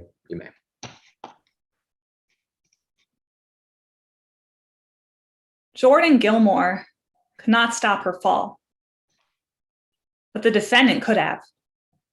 The defendant should have. And today you heard that all it would have taken was 3 easy steps to keep Jordan Gilmore safe. A light switch, even concrete, and a handrail. Simple safety measures that would have helped make sure that Miss Gilmore was able to get up and down those stairs safely. 3 measures that the government required the defendant to take. This defendant was more concerned about keeping their customers than they were about keeping their employees safe. In their opening statement, the defense told you that those stairs didn't suddenly become dangerous overnight. And we agree. Because it wasn't on January 23rd, 2019 that there was something different about those stairs.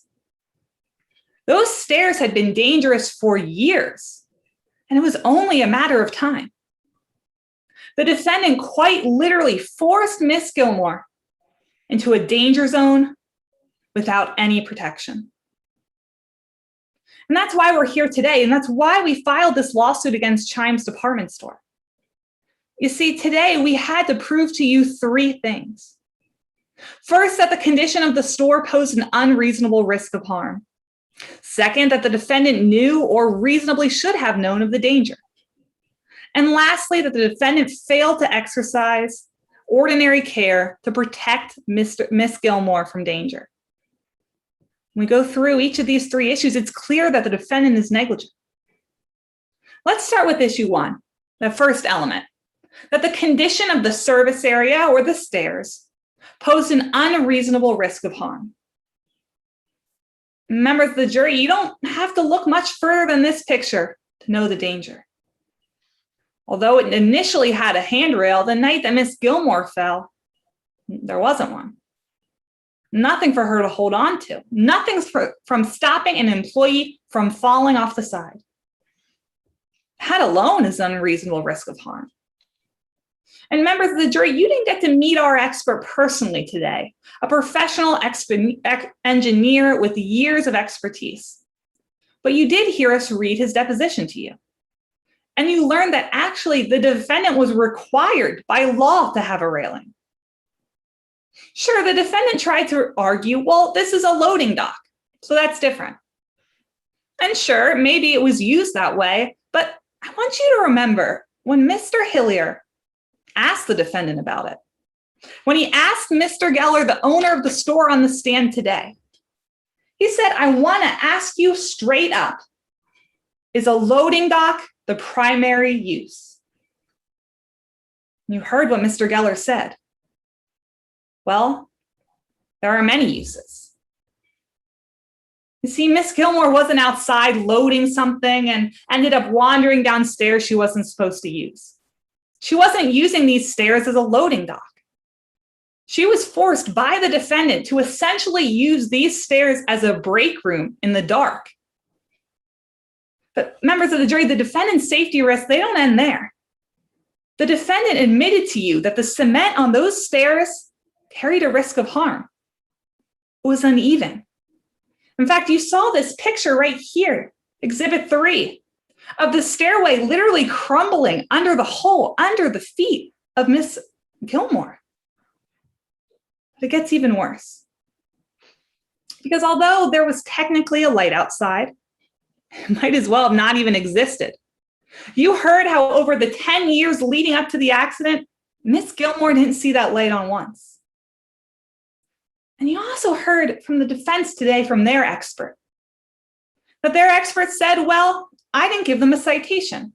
You heard that in deposition. Members of the jury, remember when I read the cross-examination of that expert today? Well, remember what they were told by the manager of Chime's department store. Oh yeah, that light works. Oh, we never let anyone out at night in the dark. Members of the jury, that's not true. You heard Mr. Geller, the owner, on the stand today admit for 15 years that light didn't work. And he had to admit to you that he could have fixed it, but he didn't. So let's look at that second issue. Did the defendant know, or should they have reasonably known about this danger? Well, of course. Members of the jury, no one can seriously dispute that the defendant wasn't aware of the danger out back. He admitted to you today that he knew about it. He just said, well, I believe that people are inherently smart. Oh no, I wouldn't hire someone if I didn't trust them to be safe. Members of the jury, that's not good enough. It's his job to keep those employees safe. And he knew it because he knew that there were injuries there before. You saw this accident report that detailed how dangerous this area was. Loose concrete fell face first on the ground, nothing for them to grab. He was the one who took a risk, and it backfired. You also heard testimony from both sides today that confirmed it. In fact, you heard that after Miss Gilmore's fall, the defendant admitted that these stairs were an issue. People had fallen off the stairs in the past. But OSHA never cited us. Members of the jury, remember what the manager said. Remember what the defendant said. The only reason they didn't get a citation is because Mr. Hayden, the expert, relied on what the manager said. And the manager hid the truth. Which brings us to the third element. Whether the defendant failed to exercise ordinary care to protect Miss Gilmore from his danger. Now, members of the jury, you'll learn in a moment when Judge Powell reads the instructions to you that ordinary care, it's pretty easy to understand. What ordinary care basically asks you is whether the degree of care that the defendant used is the same that any other company would have used in same or similar circumstances. And I want to take you through this element step by step to show you just how badly the defendant failed here. The defendant was forced to admit today that, yes, safety is important to me. That as an employer, they owed their employees a safe place to work. In fact, it's not even really their choice. The law requires it. Our community demands it. Miss Gilmore deserved at least that much. Because you see, when the defendant's business first moved in, well, they had one safety measure in place, a handrail. The defendant didn't want it there. It got in the way from moving their merchandise out and onto the loading docks. So what did the defendant do? Did they just remove part of the railing so that they could load things? Did they just open the gate so that the fence could still be there, but they could open it and load things up? Or did they say, oh, how about we take down the fence, but not let anyone back there anymore because it's dangerous? They didn't do any of that.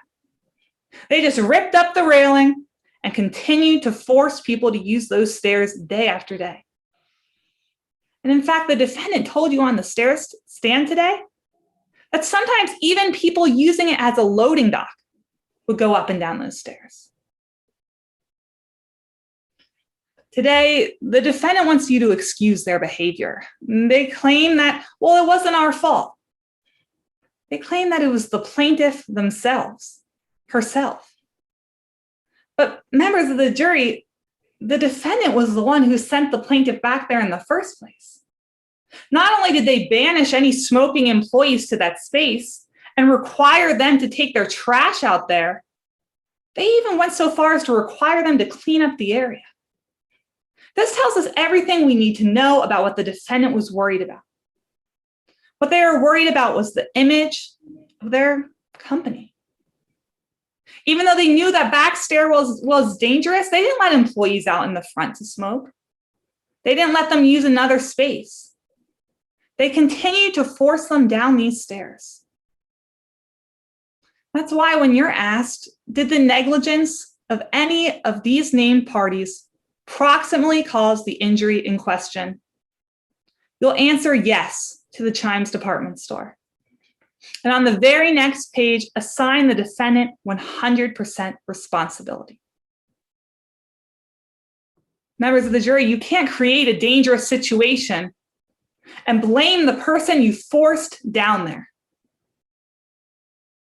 You've waited for a good explanation of why the defendant would willingly, knowingly allow their employees to repeatedly go into a danger zone. Opposing counsel emphasized it thousands of times with no safety measures whatsoever. There's no explanation for that. This injury was inevitable because of the defendant. All it would have taken to protect Miss Gilmore was a light switch, a handrail, and even cement. They could have done these things and they didn't. That's why we're going to ask you to find the defendant responsible. Thank you. All right, defense. May it please the court. Counsel, members of the jury, 20 times a week, 2 to 3 times a day for 10 whole years.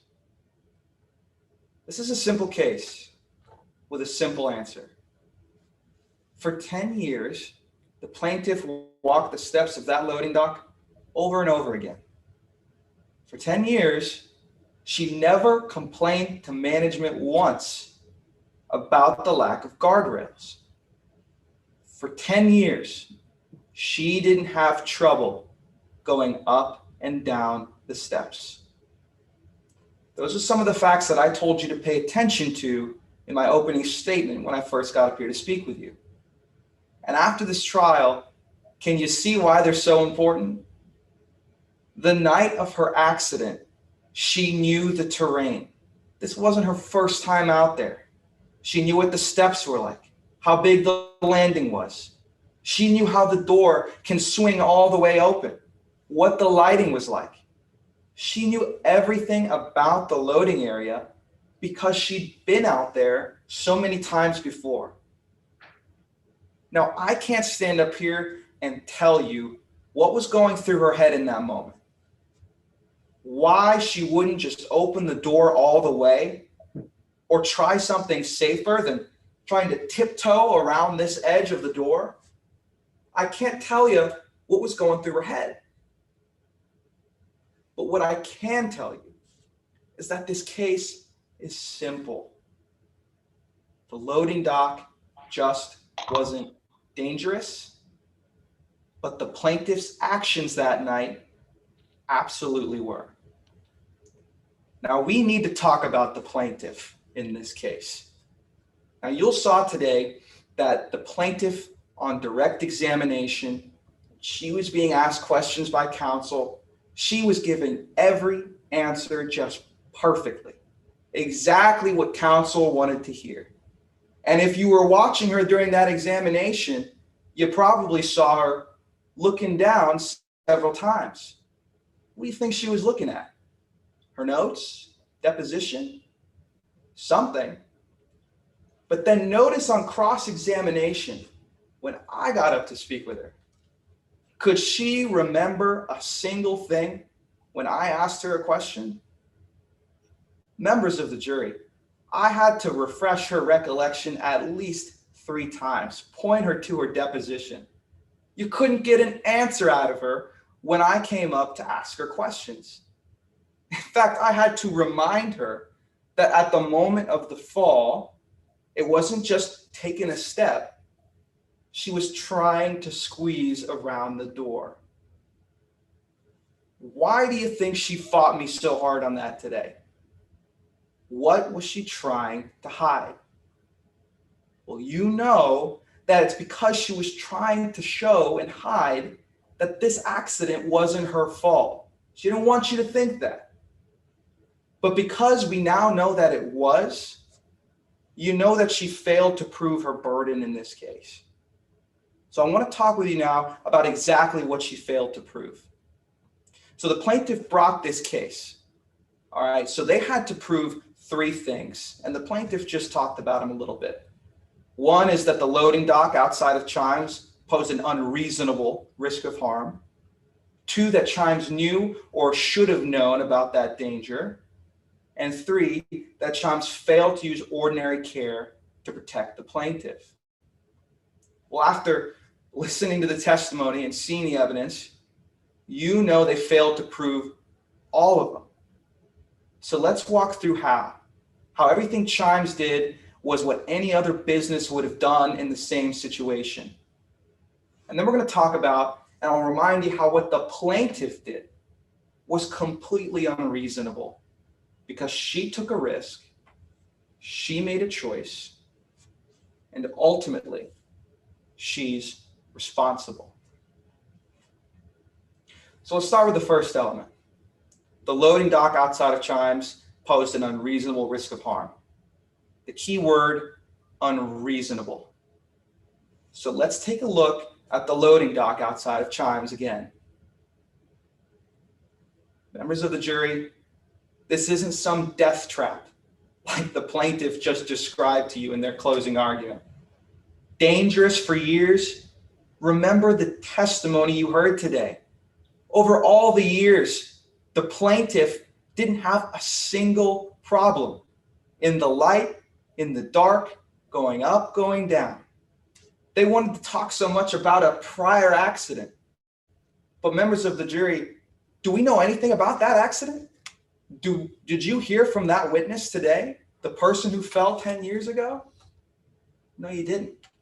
We don't know anything about it. But the reason they're relying so much on that one document, that accident report from 10 years ago, is because their case and their evidence is flimsy. They don't have enough proof. So they're relying on accidents from over 10 years ago. And as we're looking at this picture, just looking at the loading dock, this thing is barely 35 inches off the ground. And you heard so much today how it needed handrails and guardrails, but you know that's not true. Loading docks just don't need guardrails. Now, the plaintiff's expert got up and said that, yes, they did, and everything that the plaintiffs are going to want you to hear. And the reason for that is because they were paying for that expert. But you heard today from ours, an employee at OSHA who investigated the scene. They didn't give a citation to Chimes for not having a guardrail. And do you remember why? Because loading docks aren't legally required to have them. So that's what the OSHA expert said. And then Mr. Geller took the stand and told you that on top of that, it just wouldn't make any sense. Even on cross-examination, one of the few things that the plaintiff did admit when she was being crossed was that it was a loading dock. You couldn't imagine having guardrails there. Now, would a similar business with any sense put a railing blocking this entrance of delivering goods and merchandise? No. And do you really believe that the lack of a railing in this situation is an unreasonable risk of harm? Of course not. Now, they argue that the railing would have prevented everything. And if it had just been there, we wouldn't be here. But you know that's not true. She had the chance to avoid it. Because remember, when she was going up up the stairs, that door was blocking her path. She had to try and slip around it. But the truth is, she didn't need to do that. You saw the reality today. That door the loading dock actually opens all the way. The door goes all the way against the wall, which would have given her enough room to walk up the stairs and back into the business. Now, the plaintiff says that we could have stopped it. We should have stopped it. But how can you stop an accident when someone is so determined to take an unreasonable, unnecessary risk? Nobody could have stopped the plaintiff in that moment. So what's more unreasonable? A loading dock being used in the way it's actually intended to? Or the plaintiff walking this tightrope in the dark, trying to get around a door to get back inside? You know the answer is the plaintiff was more unreasonable. So let's move on to element 2, that Chimes should have known about the dangerous conditions on the loading dock. The plaintiff failed to prove this element 2. These Chimes didn't know about any dangerous conditions. Now, yes, they knew there was no railing. Of course, they knew the light switch was inside a different building. But did we hide from that today? Did anyone try to deny it? No. And the reason no one from the defense is hiding from those facts is because they simply aren't dangerous. Chimes knew to trust their employees to be able to handle themselves, to know that a door can open all the way, to know that you need to be more careful if you're going to go outside at night. Members of the jury, at some point, we have to just say, use your common sense. And if the plaintiff had just done that, well, maybe we wouldn't be here today. Now, moving on to the last element. It says to find Chimes negligent, you have to find they failed to act like an ordinary business would to protect the plaintiff. 20 times a week, 2 to 3 times a day, for 10 years. That's how often this plaintiff, for 10 years prior to the accident, took that same exact path to smoke a pack of cigarettes. And how many times did she complain? 0. She knew the loading dock. She was familiar with it. She knew that the light was out, that she had gone in it in the light and then in the dark. So ask yourself, would a reasonable business feel the need to warn an employee who has continually used this area for 10 years, an area that's about the height of your front porch? No, members of the jury, clearly not. But the first time that the plaintiff has an accident in those 10 years, after using that dock every day, now suddenly she wants to say that she should have been warned from the beginning? Come on. That is unreasonable. And it's because she acted so unreasonably that night that Jordan Gilmore's name is on the verdict form today. So if you take a look at that verdict form, this is the form you're going to use to find Chimes not liable. And question 1 asks you if the negligence of the parties was a substantial factor in the injury. Well, after all you've heard today, you know to put a no next to Chimes, because Chimes could not have foreseen. They could not have stopped her. They should not have done anything because it was a loading dock. So put a no next to Chimes. Now, once you answer it this way, we all get to go home. But I can't be inside your head. I don't know what you'll be thinking. So we're going to move on down to question 2. And if you get here, it allows you to apportion blame between the parties. After all you've heard today, you know that the only answer is to give Chimes department store 0% for the 0 amount of things they could have done in that moment to stop a plaintiff so doggedly determined to take an unnecessary risk. Give the only verdict here today based on the law, the truth, and your own common sense. A verdict that finds my client, Chimes Department Store, not liable. Thank you. Thank you, counsel. Is there anything further from the plaintiff? Rebuttal, Your Honor. You may proceed. The defense just said that these stairs were used thousands of times and the plaintiff didn't complain. Members of the jury, the defense is ignoring the evidence. They're ignoring the fact that the plaintiff herself told you on the stand today that she complained about the lack of lighting to management. They're ignoring the complaints that other employees made about that back area. They're ignoring the recommendations made back in 2010 from their own manager's common sense that after an employee got hurt back there, they should install lights. In fact, you heard Mr. Geller say today that even though his managers told him to install lights, well, he came to a different conclusion and refused.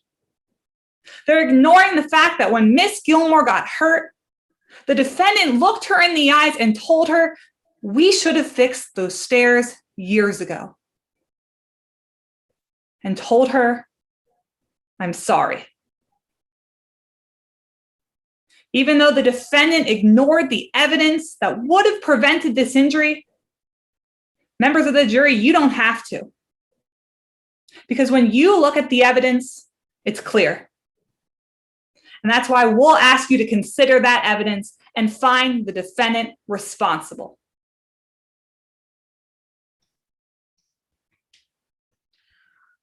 All right. Is there anything further from the parties before I excuse the jury for deliberations? No, Your Honor. The defense, Your Honor. All right. Then I will have the scoring judges fill out and submit their ballots. And if you need any instruction on how to do that, please let me know. And then once you have submitted your ballot, if you could turn on your camera so that I know that all the ballots have been submitted. After all the ballots have been submitted, the tabulation room will give us the okay to adjourn the trial. And in the meantime, the scoring judges will give comments if they wish. So let's take a minute to tabulate, and scoring judges, please pop back on when you are finished.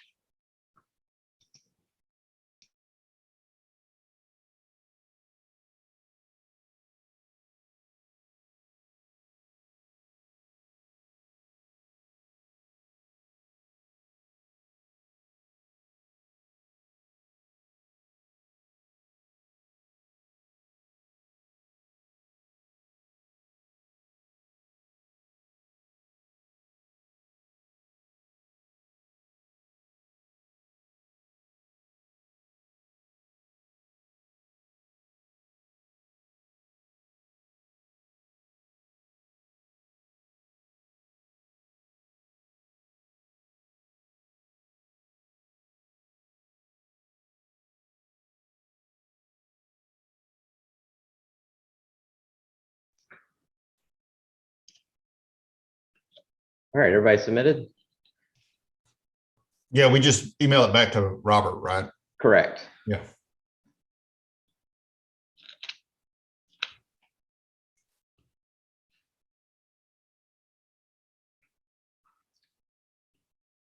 All right, looks like we have all the judges back. So when I hear from the tab that we're good to go, I'll let you know. But in the meantime, if we could have the competitors pop back on when they're ready.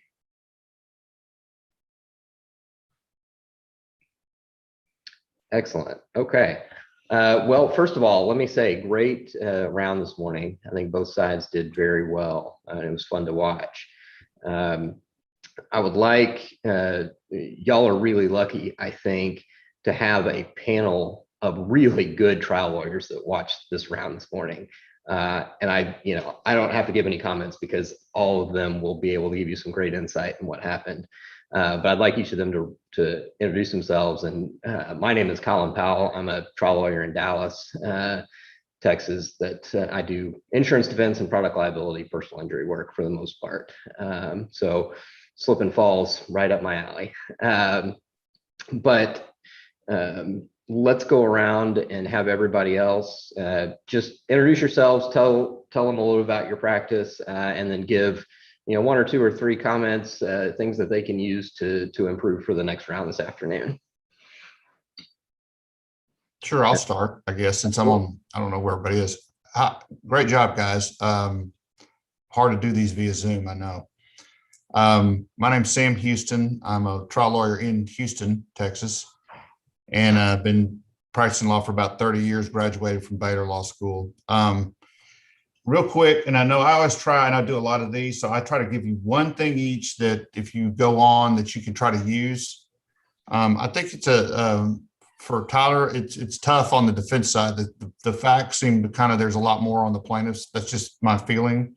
So that's hard, and you worked well with the facts you had, and that's what I try to look at in these cases. But for Tyler, the one thing I thought when you're on the defense, and you did a good job cross-examining using depositions, but the federal rules may be a little different than the Texas rules, but a statement by a party opponent is not hearsay.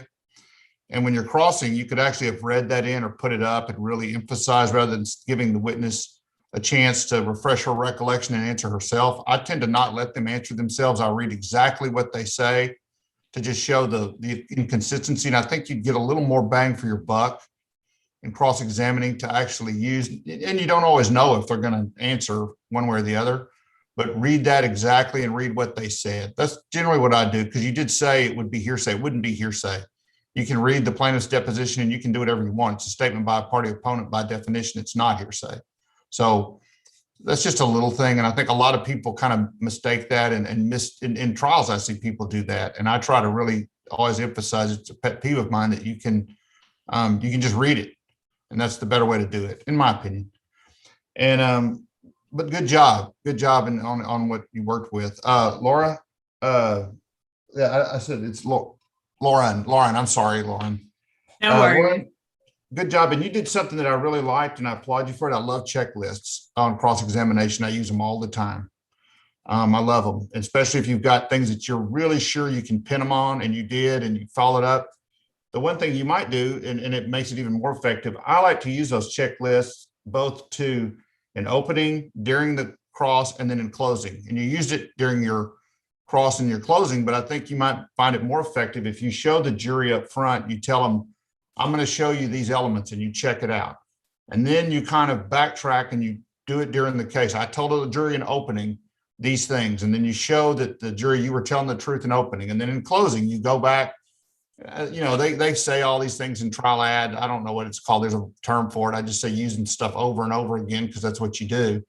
And but I always like to do that. I always like to tie in something I say in opening, prove it during the case, and then remind them at closing, hey, I told you in opening, we would prove these things. We proved them. Look, we're right.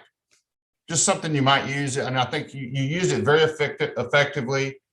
But if you would have used it during your opening, boy, it would have really been impressive to me. So thank you both. Good job, both of you. I'm happy to jump in next. My name's Jessica Underwood. I graduated from Baylor in 2014 in the same class as the Honorable Colin Powell. And I am now a plaintiff's lawyer in Austin, Texas. We do all kinds of stuff, not so much slip and falls, but a lot of consumer protection, big consumer class actions, and commercial litigation.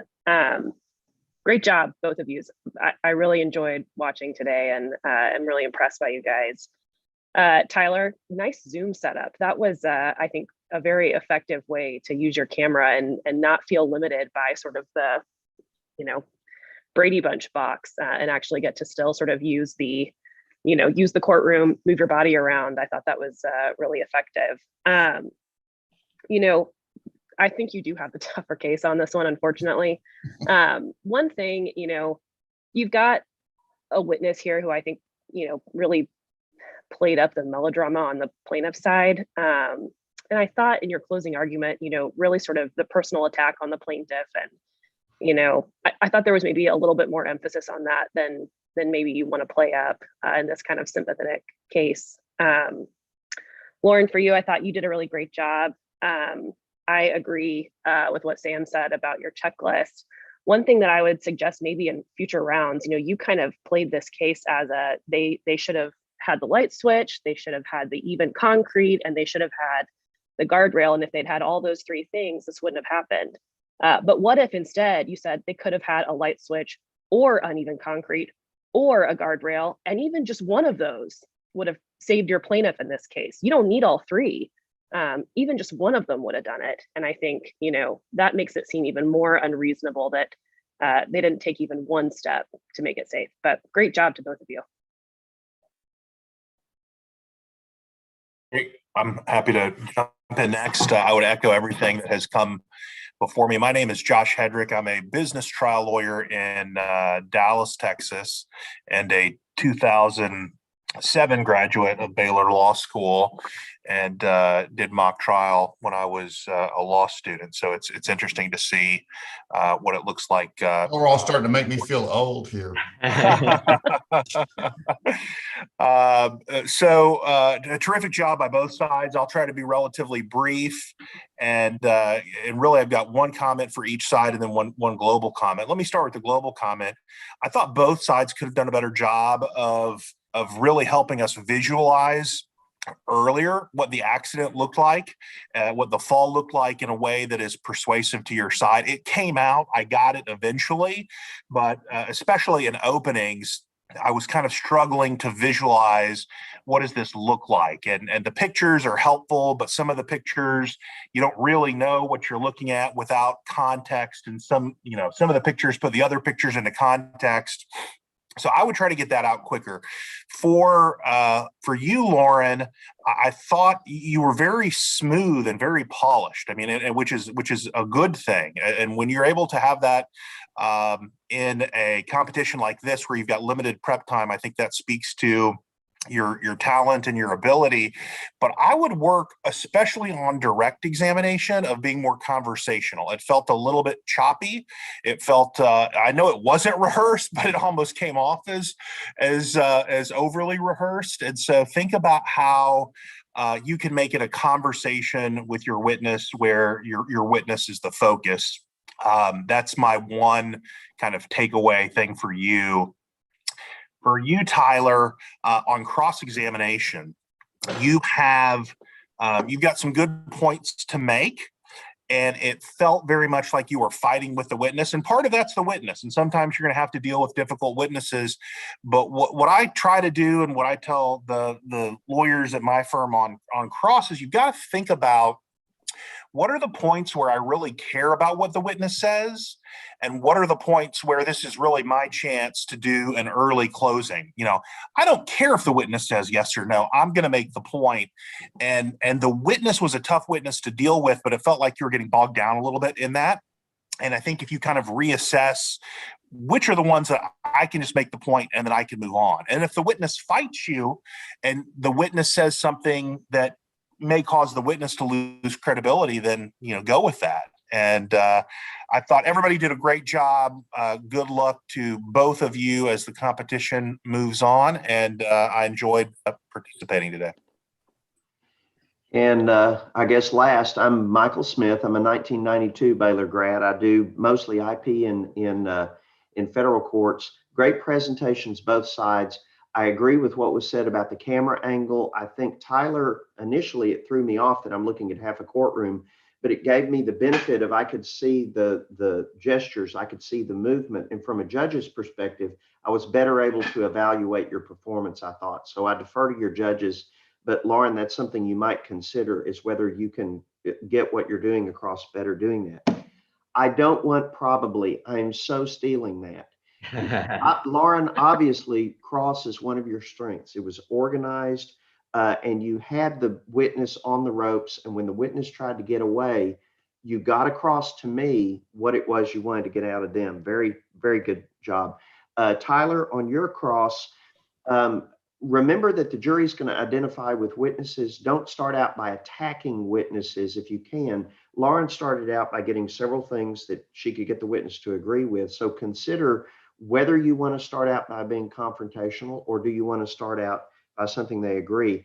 Lauren, same thing about the choppy. You want to be conversational, and that's all I've got. I know y'all have got more to do. So again, great job, both of you.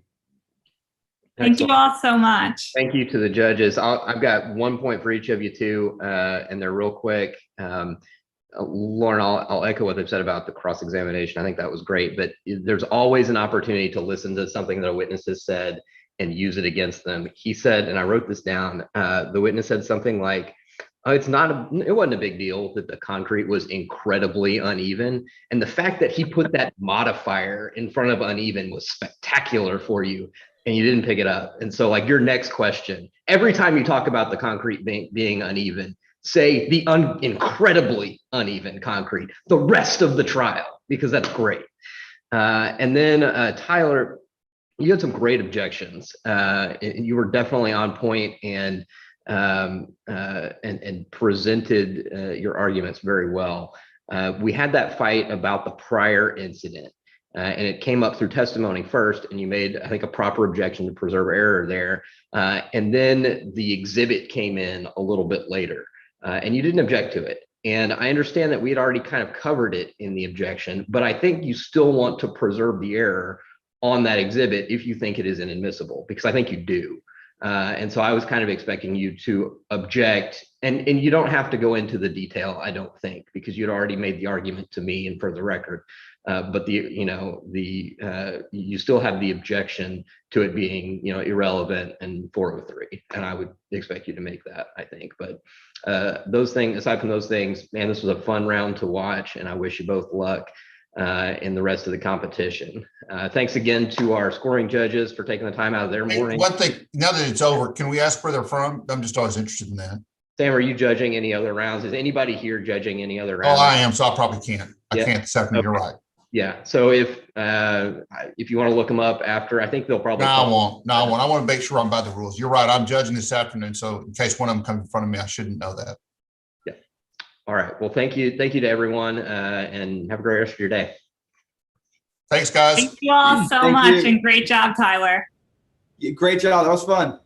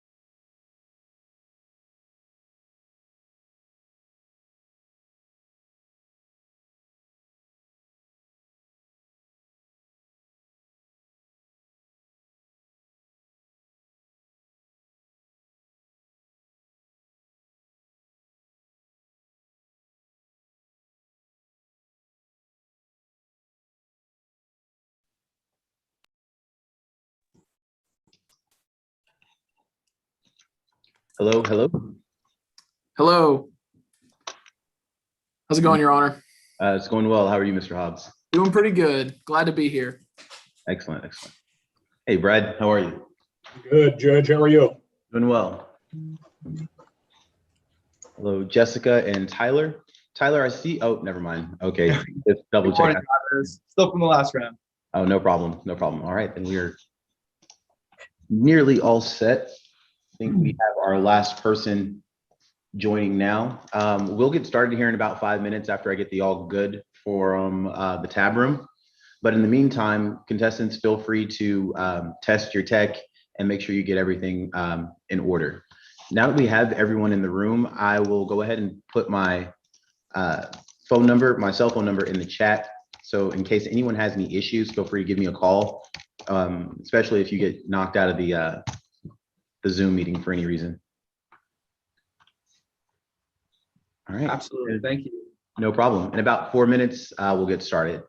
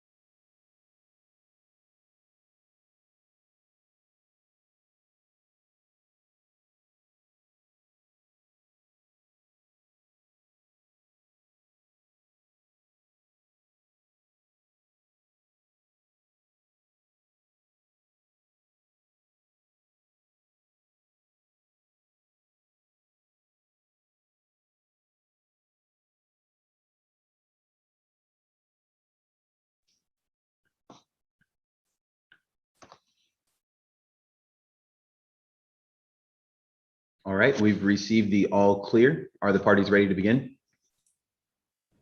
Yes, Your Honor, the plaintiff is ready to proceed.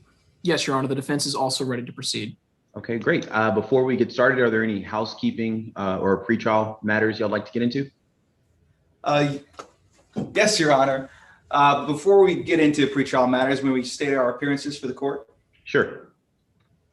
Your Honor, my name is Tyler Hillier, and I'm joined here with my co-chair, Molly Goodwill.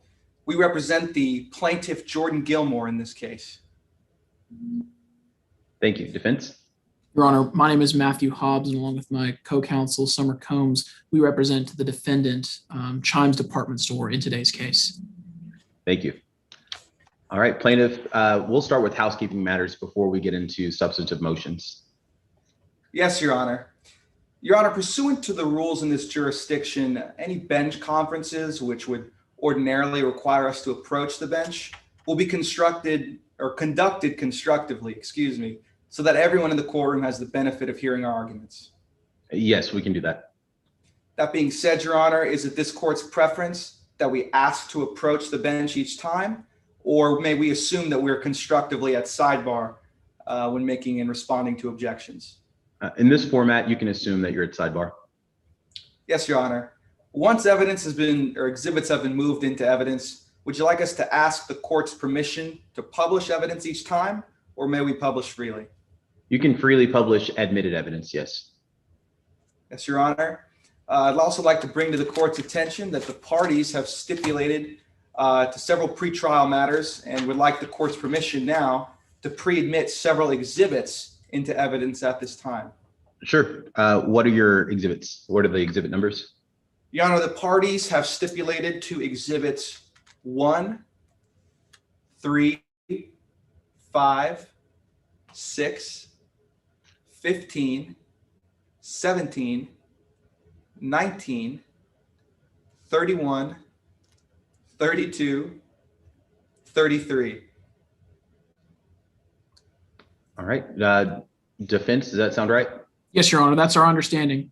All right. Exhibits 1, 3, 5, 6, 15, 17, 19, 31, 32, and 33 are pre-admitted. Your Honor, we also agreed pretrial to exclude exhibits 38 and 39. And Your Honor, that is the defense's understanding as well. Okay. 38 and 39 will be excluded. Lastly, Your Honor, we would like to ask the court's permission to use exhibit 19 in the plaintiff's opening statement. What is exhibit 19? Your Honor, that is a picture of the back of Chimes Department Store. It's one of the photos of the stairs in the That's back.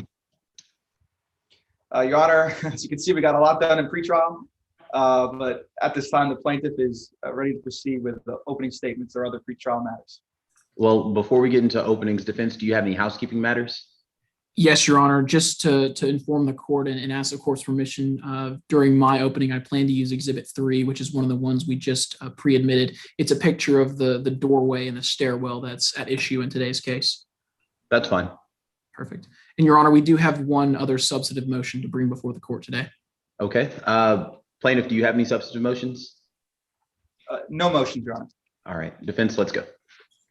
Yes, Your Honor. By way of brief background, today's case is a premises liability negligence matter. It is the defense's contention today that by the end of the evidence today, the evidence will show that the defendant was not negligent, and that it was in fact the actions of the plaintiff that resulted in his own injuries. On that note, Your Honor, that brings me to my first substantive motion today. We believe, based upon the deposition that was taken of the plaintiff in this case, that there is a possibility that evidence will be offered that shows that the plaintiff was fired from the defendant's store, from Chimes Department Store. Your Honor, this is not a wrongful termination case. Any reference to his termination would be entirely irrelevant in today's case.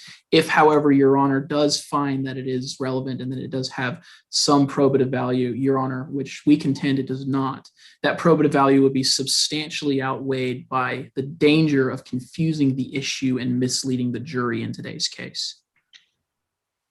Response?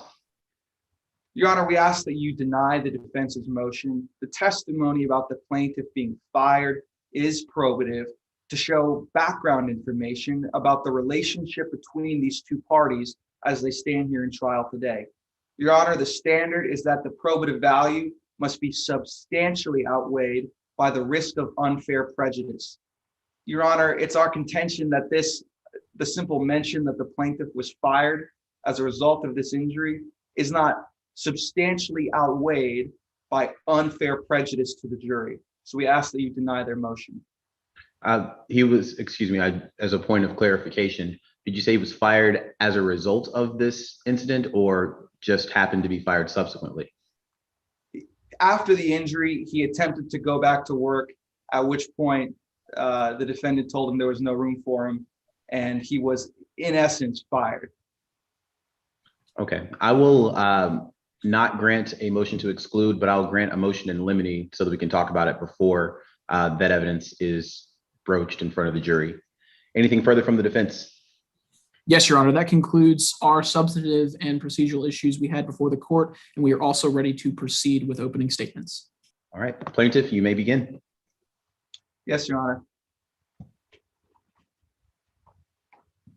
May it please the court? Counsel, members of the jury. We probably should have fixed those stairs a long time ago. Those aren't my words. Those are the words from the manager of Chime's department store. Right after my client, Jordan Gilmore, fell off the back of their stairs and shattered his right knee. And members of the jury, that manager was right. On January 23rd, 2019, that day started off just like any other day at work for Mr. Gilmore. He got there at noon to start his shift as a cashier. Well, Mr. Gilmore had been working at Chimes for the past 10 years. And he thought that day was going to be just like any other day. At 7 p.m., near the end of his shift, Mr. Gilmore heads to the back of the store. You see, back then, Mr. Gilmore is going to tell you that he had a habit that he wasn't very proud of. He was a pack-a-day smoker, something that since then, he's proud to say he's kicked. But this is important for you to know because the reason Mr. Gilmore went to the back of the store that night is because his employer, the defendant, directed all employees to go smoke at the back of the store. Now, something to know about Mr. Gilmore is that he is a loyal employee. He's been one his entire 10 years with Chimes. So when he and his coworkers got an order from their manager to smoke out back, well, he followed. He took his breaks where the defendant told him to go, by the dumpster, away from the people in the front of the store. Now, you might be wondering, why is that problematic? Why does it matter that Mr. Gilmore had to take his smoke break at the back of the store? Well, that's because you're going to see this today. And this shows exactly what the landing located at the back of the store that Mr. Gilmore was told he had to go smoke. On January 23rd, to get to this dumpster smoking area, you're going to learn that Mr. Gilmore has to navigate a crumbling concrete platform and stairs, far too old and without any repair. And when he goes out there, it's late, it's dark, it's cold, and it's windy. And when Mr. Gilmore starts to go down the stairs, there's no guardrail to keep him from falling off the edge. There's no handrail on the building to help him balance. There's nothing between him and the edge of that 3-foot drop off the side of the landing.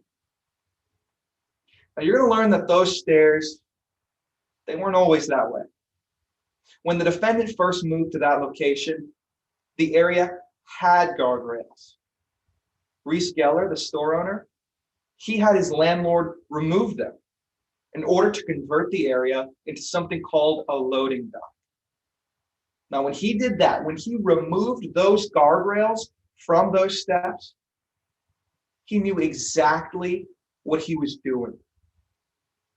But if that's not enough, you're going to learn that the loading dock area had no outdoor lighting, at least none that the employees like Jordan Gilmore could turn on when they wanted to go out during the night. Members of the jury, the defendant knew about that too. So after Mr. Gilmore makes it down those stairs and he finishes his smoke break, he starts to climb back up and go back into the store to finish his shift. He's in the cold, it's dark, it's windy. Mr. Gilmore goes to climb those steps. And when he does, he's first met with a door blocking all about a foot at the top of the steps there on the landing. For whatever reason, this door, it just swings outward towards the stairs, horizontal with the steps. But still, Mr. Gilmore, he tries to move around that open door to get back to work. And as he tries and he plants his foot, he loses his balance on the uneven, eroded stairs. The moment he loses his balance, his coworker, Riley Huntsberger, she reaches out, she tries to catch him. But she's too late. Mr. Gilmore falls off the loading dock ledge. He shatters his right knee when he lands. Only with the help of his coworker, Riley, is he able to get back up and get into the store. Now, this is important because when Mr. Gilmore reports his fall and his injury that very same night, you're going to learn that the manager didn't say, "Oh my goodness, we're going to get right on fixing that. We had no idea there was an issue." You're going to learn just the opposite. That the manager said, "We probably should have fixed those stairs a long time ago." And as it turns out, Mr. Gilmore wasn't even the first one to fall on those very same stairs. Now, the recommendations to the defendant coming from that previous accident, you're going to learn today, it was to not have employees go outside at that area at night and to make sure that there was adequate lighting if they do. But you're going to hear today that those recommendations from 10 years ago, they fell on deaf ears. So as you're listening to the testimony at trial and the arguments of the defense, I want you to remember this. As the boss, the owner, the employer, Mr. Geller had a duty to make sure his employees had a safe work environment at Chimes department store, above all else. And at the end of this trial, I'm going to come back up here and I'm going to ask you for a verdict, one that's based on the law, the facts, and your own common sense. A verdict telling this defendant, "You're right, just like you said, you should have fixed those stairs years ago." A verdict finding the defendant liable. Thank you. Thank you, Mr. Hillier. Defense, would you like to open at this time? Yes, Your Honor, we would. You may proceed.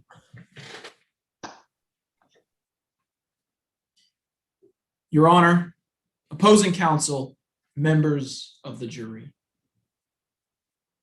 when you make a mistake, it doesn't mean it's someone else's fault. When the plaintiff took an unreasonable risk, he made a mistake. When he walked up those dark stairs and he hurried up them, when he tried to squeeze around the 1 foot of space between the end of the door and the edge of a loading dock. Members of the jury, that's why you're here today. You're here because of what happened on January 23rd, 2019. So let's look at what happened that day. January 23rd, 2019, Jordan Gilmore was working his normal shift at Chimes department store. Rolled around to 7 o'clock and the plaintiff said, "I need my smoke break." So he grabbed a friend, went out the back door of of Chimes department store's building, walked down the stairs he'd been down thousands of times before. Got down to the end, lit up his cigarette, thought to himself, it's cold, it's dark, it's windy. It's too cold for me to be out here smoking this cigarette. So he takes one last pull, flicks a cigarette to the side, and begins to climb up those same stairs he'd climbed thousands of times before. But this time, the plaintiff does something different. Instead of touching the wall as he walked up the stairs like he normally does, his friend is holding the door open so that it blocks the stairwell, leaving only a foot remaining. So as the plaintiff hurries up those stairs to get out of the cold, he reaches that door and he tries to squeeze around in that 1 foot gap between the end of the door and the edge of the loading ramp at Chimes department store. And it's at that point he puts his right foot up on that platform. He feels himself beginning to fall. He tries to stop himself, but he falls off the loading dock and injures his knee. After he injures his knee, his friend rushes downstairs and helps him back up. And both of them walk side by side up that same staircase and into Chimes department store. Members of the jury, that evening, the door looked like this. That's why you're here today, members of the jury. It's the plaintiff's job to tell you today and prove to you by a preponderance of the evidence, that is, that it's more likely than not that the defendant, Chimes department store, is the proximate cause of what happened to the plaintiff. Members of the jury, they're going to tell you a lot about what happened, but they're not going to tell you why that happened. They're going to fail to meet their burden today.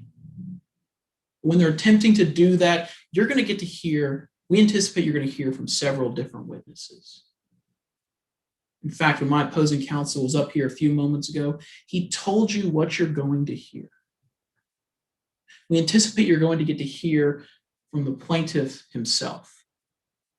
And the plaintiff is going to have to tell you, he's going to have to admit to you that he did something different that day, something different than the 10,000 other times that he'd walked up those stairs.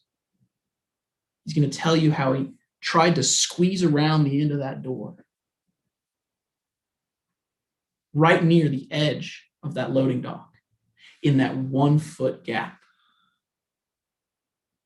We also anticipate that you might be able to hear today from an expert witness that the plaintiff is going to call. In that deposition testimony, that witness is going to have to tell you that the rules and regulations about railings, they don't apply to loading docks. They're also going to tell you that employees are responsible for looking out for dangers themselves. And after the plaintiff is done with their case today, it will be our turn as the defense to put on evidence before you. And the first person we're going to call to the stand today is the owner of Chimes Department Store, Reese Geller. And Reese is going to tell you about how that loading dock was used as a loading dock. Reese is going to tell you that he doesn't understand why the plaintiff did what the plaintiff did that day. The second person you're going to get to hear from today by deposition testimony is an OSHA health inspector who came out to the defendant's business, came out to Chimes Department Store not even 7 months before this injury happened. And that OSHA health inspector is going to tell you that that loading ramp, the stairs, and the entire outside space, it was up to code. No citations needed. After you're done hearing from that witness today, the judge is going to instruct you on the law. He's going to charge you as the members of this jury to come to a determination. And members of the jury, we don't contest that what happened to Jordan Gilmore is unfortunate. We don't contest that he was injured today. What we do contest is the cause of that injury. Members of the jury, I'm confident that by the end of today's trial, when we've walked through the evidence and looked at what the plaintiff has put before you and what we, the defense, have shown you, you will be able to answer no. That Chimes Department Store was not liable. When you make a mistake, it doesn't mean that someone else is at fault. Thank you. Thank you, Mr. Hobbs. Plaintiff, are you ready to call your first witness? Yes, Your Honor. Plaintiff calls Jordan Gilmore. Hello, Mr. Gilmore. You've been sworn. Your Honor, may I inquire? You may. Good afternoon, Mr. Gilmore. Good morning. Good afternoon. Can you please introduce yourself to the jury? Yeah, so I'm Jordan Gilmore. Yeah. Where are you from, Mr. Gilmore? So I'm from here in Waco, born and raised. What do you do for a living? So right now I'm unemployed. Your Honor, hold on a moment to confer, please. You may.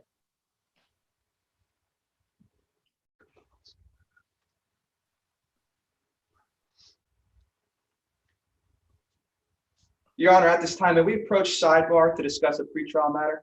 You may. Your Honor, we're about to go into a bit of the working history of Jordan Gilmore, including the fact that he was fired. So I just wanted to bring that up before we go into it. Okay. And defense, are you renewing your objection at this point? Yes, Your Honor. I would renew my objection at this point, as this is both irrelevant and in the alternative, it is more prejudicial than it is probative.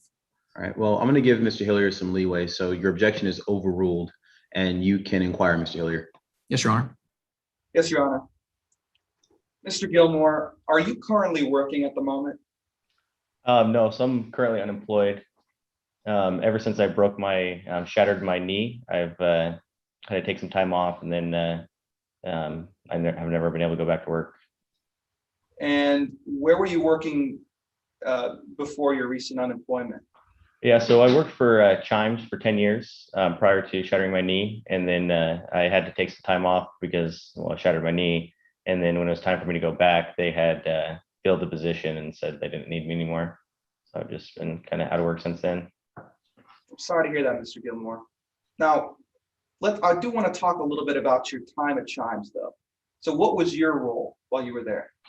So like I said, I was there for 10 years. So I did a little bit of everything, but primarily I was a cashier. So I just basically, help people out at the front and check them out. Did you have any other duties while you were working at Chimes other than just being a cashier? So like I said, I was there for quite a while. So I did a little bit of everything, but just like taking out the trash and different duties like that, just keeping the store nice and tidy. And when you say you were taking out the trash, where did you have to go to do that? So at the back of the store. So we'd go out to the back to the loading dock, and then there's a big trash can out there that we'd have to dump the trash into. You mentioned the loading dock. So I want to talk about that, Mr. Gilmore, and obviously why you're here today. So can you tell us what happened on January 23rd, 2019 on that loading dock? Yeah, so that's what we're here for. I was going out to have a smoke break, and I fell off the loading dock ultimately, and I shattered my knee. And ultimately, that's why I'm here today. Now, you mentioned that you were going out for a smoke break. Did you do that often? Yeah, probably every day.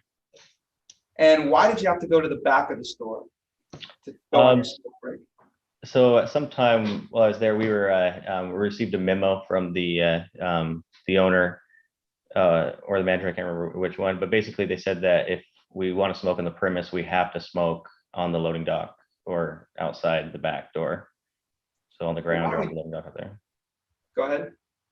Yeah, so just basically, I mean, you just had to smoke in the back of the building, which required you to go on the loading dock or down the stairs of the loading dock, basically. Well, why don't we take a look at that memo you just referred to? We're going to bring up what has been previously admitted into evidence as Exhibit 1. Now, Mr. Gilmore, can you see the exhibit okay? Yes. So looking at it, who sent that policy out? Yeah, so that was Lane Kim, my manager. And let's take a closer look at the body of this email. Per the policy, what instructions were you given on where to smoke? Yeah, so I think you can see at the very bottom, it says if you're going to smoke, you need to smoke out behind the store where our dumpster is. That is the only place you should take smoke breaks on the premises. So basically on the, so it says out back by the dumpster, but in order to get to the dumpster, you have to go across or down the loading dock. Now, this highlighted portion here, does this accurately reflect where Chimes told you to go? Yeah, it's exactly what they told me. So per the policy, were you permitted to smoke anywhere else on the premises other than just by the dumpster? I would have gotten in trouble, but so yeah, no. All right, Mr. Gilmore. That's okay. Let's talk a little bit more about January 23rd, 2019. So you said earlier that this was the day you fell. What time did you go take that smoke break? So it was at the end of my shift. I think it was around 7 p.m. that I went out to take it. Were you alone at the time? No, so I had a friend, colleague. Her name was Riley. She came out with me, and she just stood by the door and while I smoked.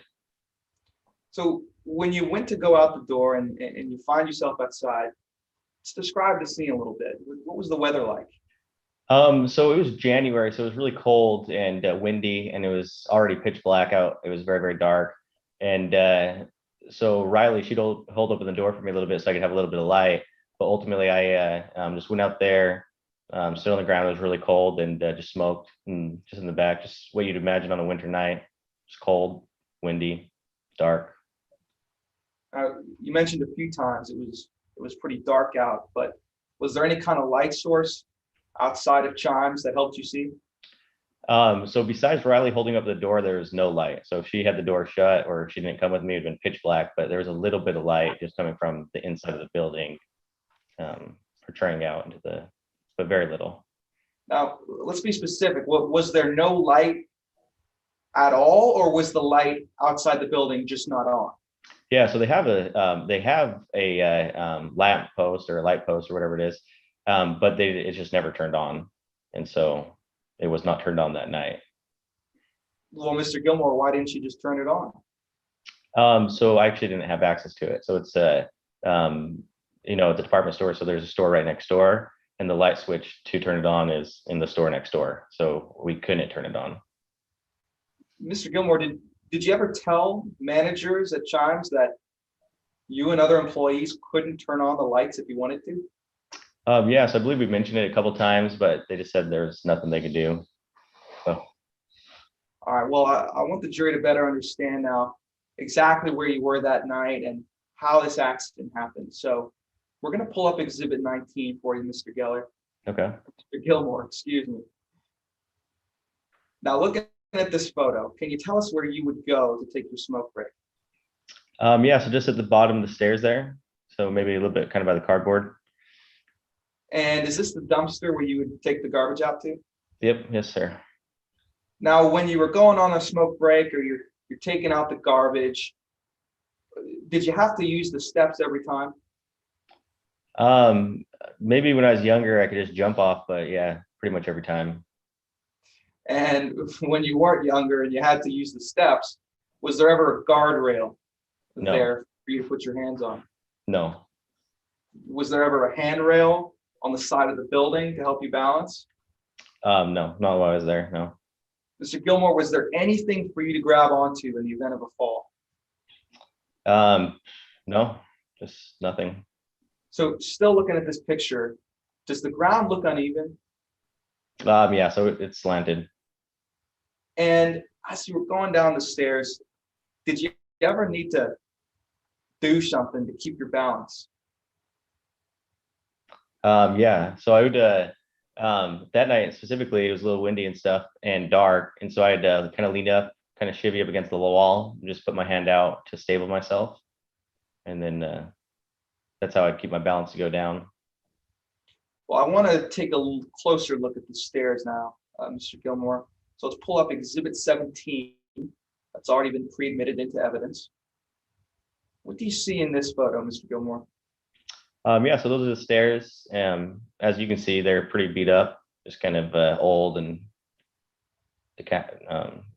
falling apart. Is there concrete missing in any of these steps? Yes, so quite a few of them. And can you point that out for us? Yeah, so there's on each stair number 3, stair number 4, and stair number 5, all the concrete is on the corner of them is basically gone. Do these arrows Yep. accurately point to where the concrete is missing? Yes, sir. Now, describe for the jury, now that we're looking at these steps, exactly how you fell. Yeah, so I lost my, as I said, I was kind of holding onto the wall a little bit, and then the door was being propped open by Riley in order for light to get out and in order for me to get back into the building. And since the wind was blowing, she was kind of holding it. And so I kind of had to shimmy around the corner of the door. And so very at the top, the very top step is where you can see that a little bit of that rebar. Basically maybe like a foot diameter, and I had to kind of turn my body parallel to the wall to get around. And when I did that, I lost my footing and fell backwards. And I didn't fall on my back. I could feel that I was losing my center of gravity, that I'd have to fall backwards. And Riley tried to grab me. She saw that I was falling as well, but we didn't have time. And so I kind of just jumped backwards and landed. But as you saw in the previous photo, that since the floor was uneven, I kind of landed all my pressure on one foot, which ultimately shattered my knee, since it wasn't an equal distribution of weight when I landed. Well, I want to rewind a little bit, just so we're being clear for the jury. Were you able to make it to that top step at least when you were going back up? Yes. And does this red X we're throwing on the photo accurately reflect where you remember falling? Yes, that's where I was shimmying around the door. Now, you keep mentioning this door, so let's get a better look at that. We're going to put up Exhibit 3. That's already been pre-admitted into evidence. Is this what you had to try and get through that night? Yes, just like that. And as I'm looking at this picture, it looks like it was taken in the daylight. So can you describe for us, was this difficult to get through in the night? Yeah, I mean, it was very difficult. It's, I mean, the stairs were uneven. It was windy. It was dark. It was cold. And as you can see, there's not very much room to get around. Mr. Gilmore, what happened after you landed? So like I said, and as the previous, it was uneven flooring. And so when I landed, all my weight went onto one knee and it just shattered the knee. So basically I shattered my knee. What did your coworker Riley do as you fell? So she tried to grab me, but she wasn't able to. And then she just came down and asked me if I was all right, and helped me up, and then took me in. And then ultimately her and I went and talked to our manager about it, about what had happened. I want to talk about exactly what you told your manager. So who was the manager that you spoke to inside? Yeah, so it was the manager was still Lane Kim, the same one that had sent that email to us told us that we needed to go out there to smoke. And I told her what had happened and that that I'd fallen off the stairs. And she just acknowledged, she's like, yeah, I should have fixed those a long time ago. I've talked to the owner about it a few times. But she just said that they had bigger problems than fixing or putting up a guardrail or fixing the stairs or whatever.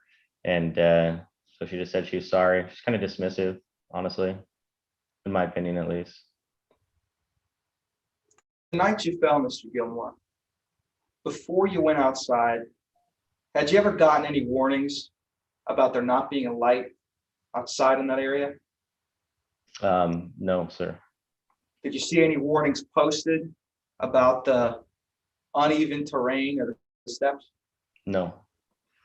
Did you ever get any warnings about the lack of guardrails around that loading dock? No. Thank you, Mr. Gilmore. Your Honor, I have no further questions at this time.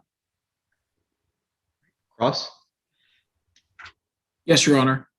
May I proceed? You may. Now, Mr. Gilmore, I need to ask you some questions about the things you told us about during your direct examination. You told your lawyer that on the night in question, you were on a smoke break. Yep, that's right.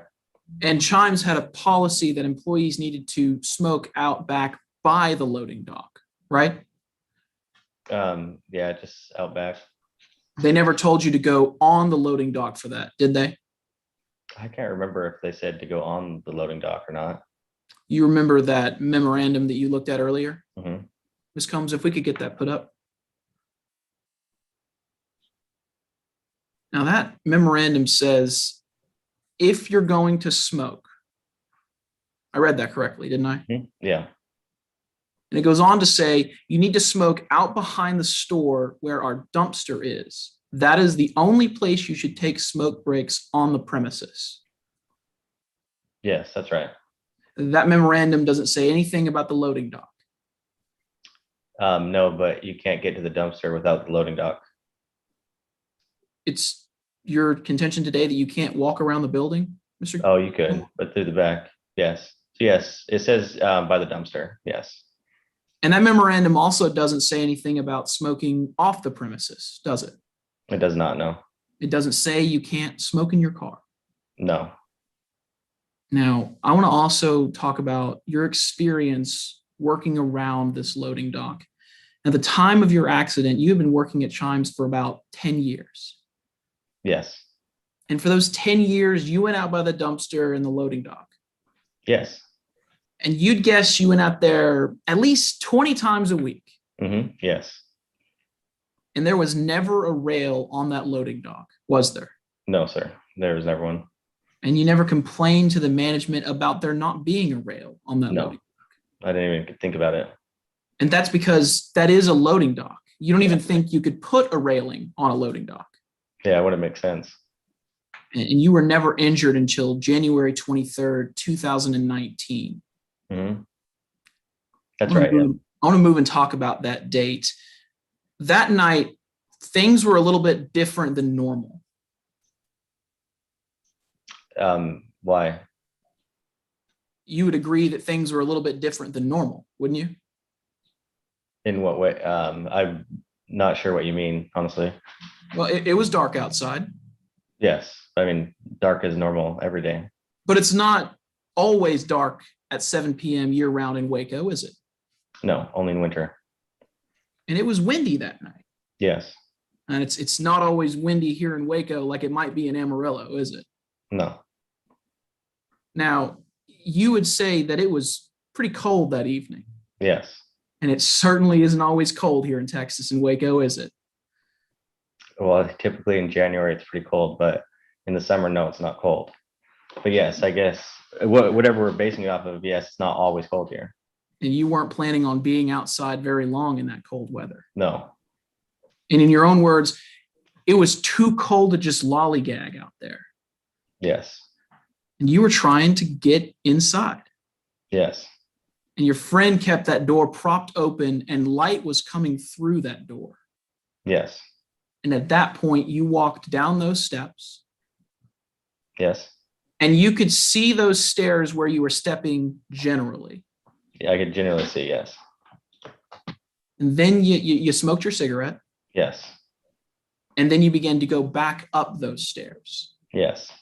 Now, I want to be clear. We're not talking about a huge staircase here, right?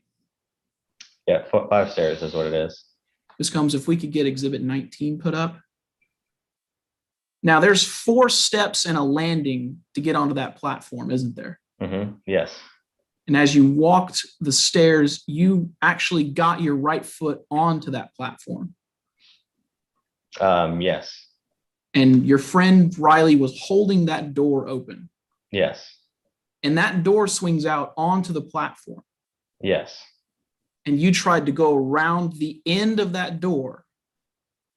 Yes. Ms. Combs, if we could get what has been pre-admitted as exhibit 3 and then 6 up. Now, the picture on the left is how the door was open that night. Yes. The door wasn't open like it is here on the right. No, it was not.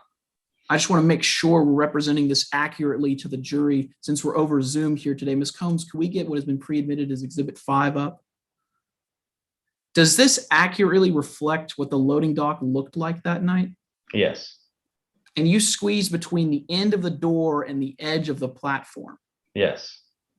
And that space is depicted here by that red box, isn't it? Yes. Mm-hmm. And in your own words, as you reached the platform, something happened. Yes.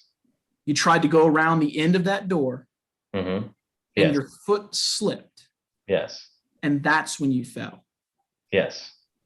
And after you fell, your friend actually helped you back inside, didn't she? Yes. But this time, the door was wide open against the wall. Yes. And you and your friend walked up those stairs without a problem. Yes. No further questions at this time, Your Honor. Can you redirect? And Ms. Taylor, you're on mute. Thank you, Your Honor. A year later, and we're still getting used to it. Thank you, Your Honor. Mr. Gilmore, when you fell that night, did you have anything to grab onto as you fell off the ledge? No. If a railing had been there, would you have been able to grab onto that? Objection, speculation. Response? Your Honor, this is a rationally based opinion from this witness. I think it's fair to say it's common sense if there had been a railing on the edge of that loading dock, that this witness would have been able to grab onto it as they fell. Yeah, he can tell us what he would have done. Overruled. Yes, Your Honor. Well, yes, I think if there would have been a railing there, I wouldn't have been able to fall off the loading dock or off the platform. Would you have been able to grab onto it at the very least? Absolutely. Thank you, Mr. Gilmore. Your Honor, I have no further questions. Any recross? No, Your Honor, no recross. Thank you, Mr. Gilmore. You are excused. Thank you. And plaintiff, you may call your next witness. Your Honor, at this time, the plaintiff requests the court to read into the record and before the jury the deposition testimony of Kelly Danes. You may. Your Honor, I will be joined by my co-chair, Molly Goodwill, who will play the role of the witness. Members of the jury, I am now going to read to you from the deposition of Miss Kelly Danes. Starting at page 2, line 6. Question. Good afternoon. Can you please state your name for the record? Good afternoon. My name is Kelly Danes. Moving down to line 12, same page. Question, tell us about your education. I have a bachelor's of science in mechanical engineering from the University of Wisconsin-Madison. Moving down to line 24. Question, I noticed that your CV lists you as a PE. What is that? It stands for professional engineer. Moving on to page 3, down to line 13. Question, what do you do professionally? I'm the president of Danes Engineering, LLC. What does your company do? We provide forensic and investigative engineering, consulting, and litigation support, specializing in industrial, commercial, and construction engineering, operations, safety, patents, and regulations. So basically, we help to investigate engineering issues in those fields throughout the United States, mostly connected to lawsuits like this one. Moving on to page 8, starting at line 16. Question, okay, what opinions have you come to in this case? First, the International Building Code and the regulations from the Occupational Safety and Health Administration apply to the stairs and landing in question, and the facilities in question must be in compliance with those codes and regulations. Your Honor, I would object at this time. This witness has not been tendered before the court as an expert, and therefore giving an opinion at this time would be improper. Pursuant to the pretrial order, tendering under Rule 26 is not required. Is that the only basis of your objection? Yes, Your Honor, and I'll withdraw it if that's the case. Overruled. You may Yes, Your proceed. Honor, may I proceed? Yes. Continuing on to page 9. Line 9. Question. All right, so which portions of the IBC codes and the OSHA regulations did you find important in this case? First, the general duty clause in the OSHA regulations, which can be found in 29 USC section 654, and the maintenance provision under section 3401.2 of the IBC. Why are those significant in this case? Well, these are general provisions that require an employer and or the party that is responsible for maintaining a building or structure to keep that building or structure in a safe and well-maintained condition, free from recognized hazards.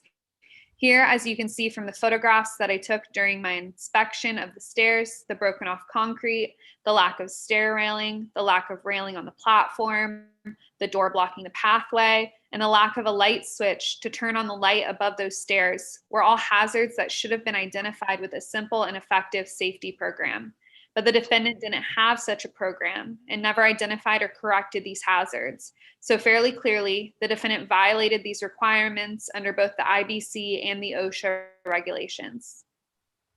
Thank you, Ms. Goodwill. At this time, the plaintiff is done reading the deposition from Ms. Kelly Danes. Mr. Hobbs, would you like to read from the same deposition? Yes, Your Honor, we would. All right, you may proceed. Starting on page 3, line 15, what does your company do? So basically, we help to investigate engineering issues in those fields throughout the United States, mostly connected to lawsuits like this one. Based upon what you do for a living, is it fair to assume that you regularly testify in lawsuits? Yes, no question about it. I testify and work as an expert on cases on a regular basis. To be honest, preparing expert opinions in lawsuits like this one, testifying in depositions, and testifying at trials are about 99% of what I do at this point. Moving down to page 4, line 21, how did you get involved in this case? I got a call from the firm representing the plaintiff, Jordan Gilmore. It's a firm I've done work for in the past, so this isn't the first time that I've consulted in one of their cases. Moving now to page 5, line 1, guess that means they like what you did in those other cases. What can I say? I'm good at what I do. Kelly, I'm showing you what has been marked as Exhibit 15. Do you recognize this? Yes, it is the invoice for the work that I've done so far on this case, which obviously doesn't include my time today or my time for testifying at trial if I have to do that. Moving now to page 14 of the deposition. One moment, Your Honor, I got to scroll all the way down there. Starting at line 12, would you agree, though, that this area was used by Chimes as a loading dock at times? Yes, at times. And a guardrail around that loading dock would certainly inhibit Chimes's ability to use it as a loading dock. Yes, it would make it difficult. Can you point to any specific regulation or codes related to how or if employers or others must place guardrails around loading docks? No, I'm not aware of anything like this. Now, moving to page 10, line 19, do the OSHA regulations place any requirements on employees? Yes, there is a general duty requirement in 29 USCS 654B, which states that employees also have to comply with the OSHA standards and regulations and basically have to be responsible for their own actions. Your Honor, this concludes our reading of portions of Kelly Dane's deposition for today's case. Plaintiff, would you like to read any other portions of the deposition at this time? No, Your Honor. All right. And do you have any other witnesses to call? No, Your Honor. The plaintiff rests. All right. Well, we've got time for a quick 5-minute break. And so let's go ahead and take a break and come back in 5 minutes. Your Honor, would you like to hear motions before or after that break? We'll hear the motions when we come back. Yes, Your Honor. Yes, Your Honor.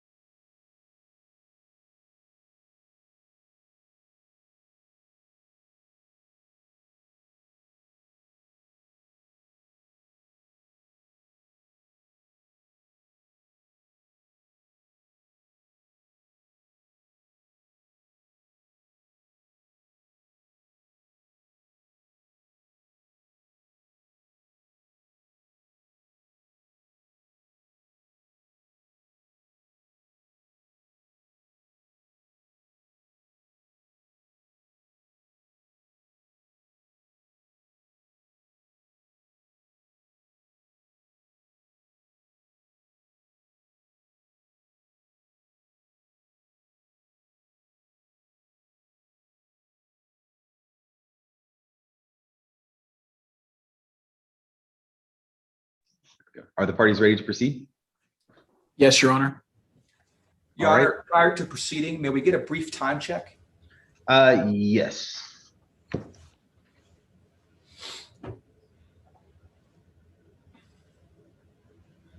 Plaintiff, you've used about 24 and a half minutes, 24 minutes and 32 seconds. And defense, you have used 50 minutes and 55 seconds. 15 minutes and 55 seconds. Your Honor, you had me sweating there for a second. I was like, 50 minutes. Oh boy. A short case in chief for the defense. Yeah, for real. Bring your A game. All right. Before we hop into the witnesses, defense, you had a motion?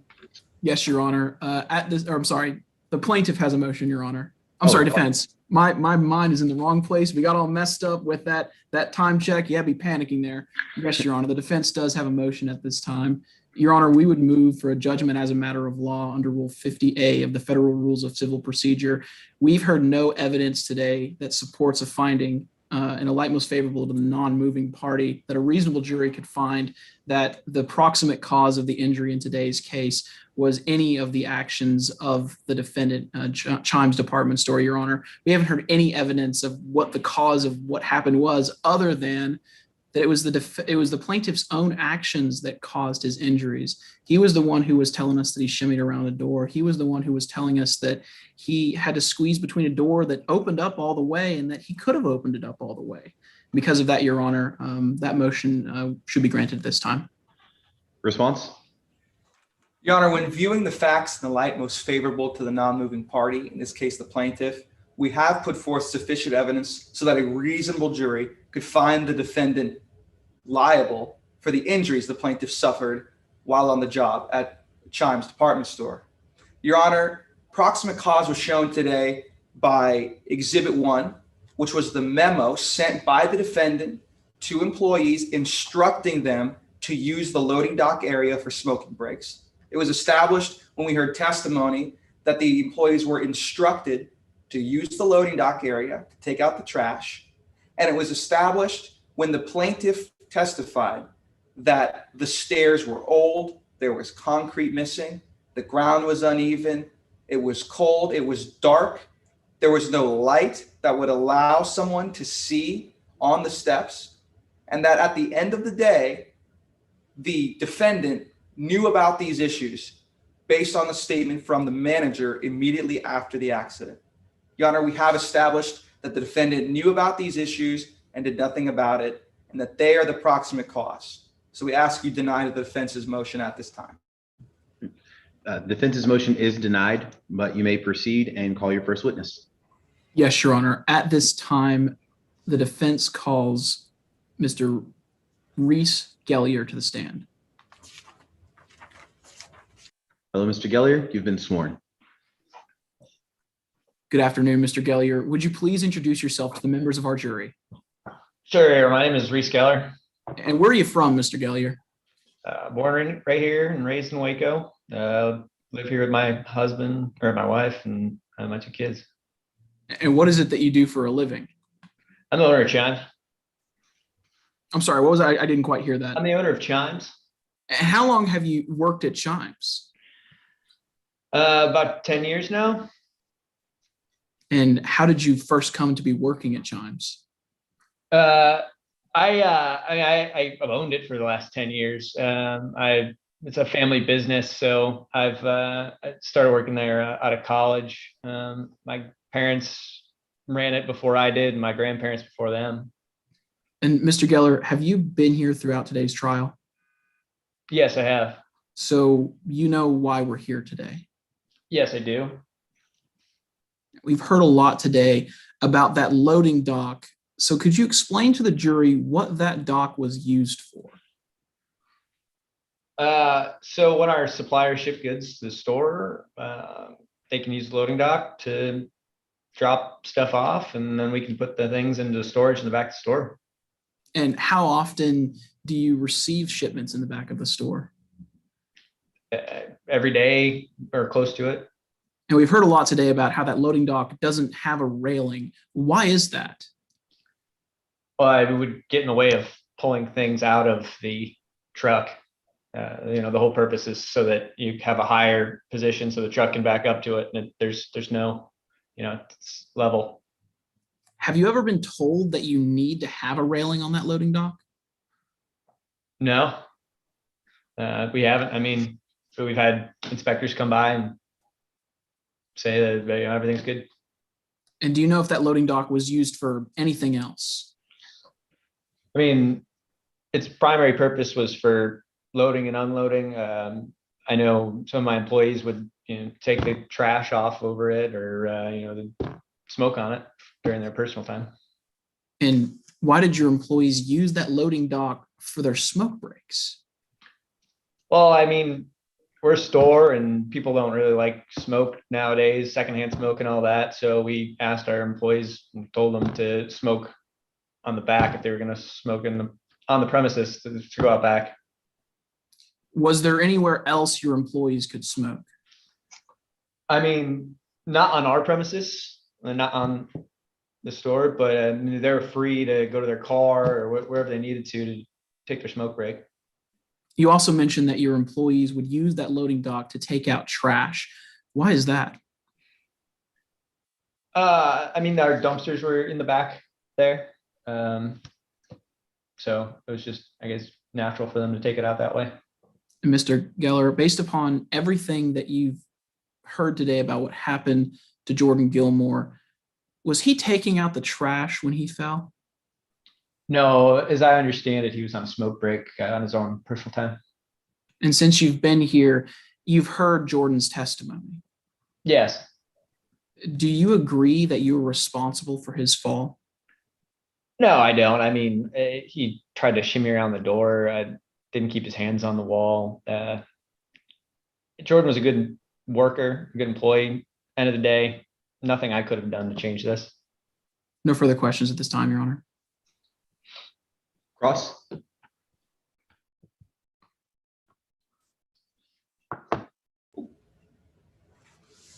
Your Honor, may I inquire? You may.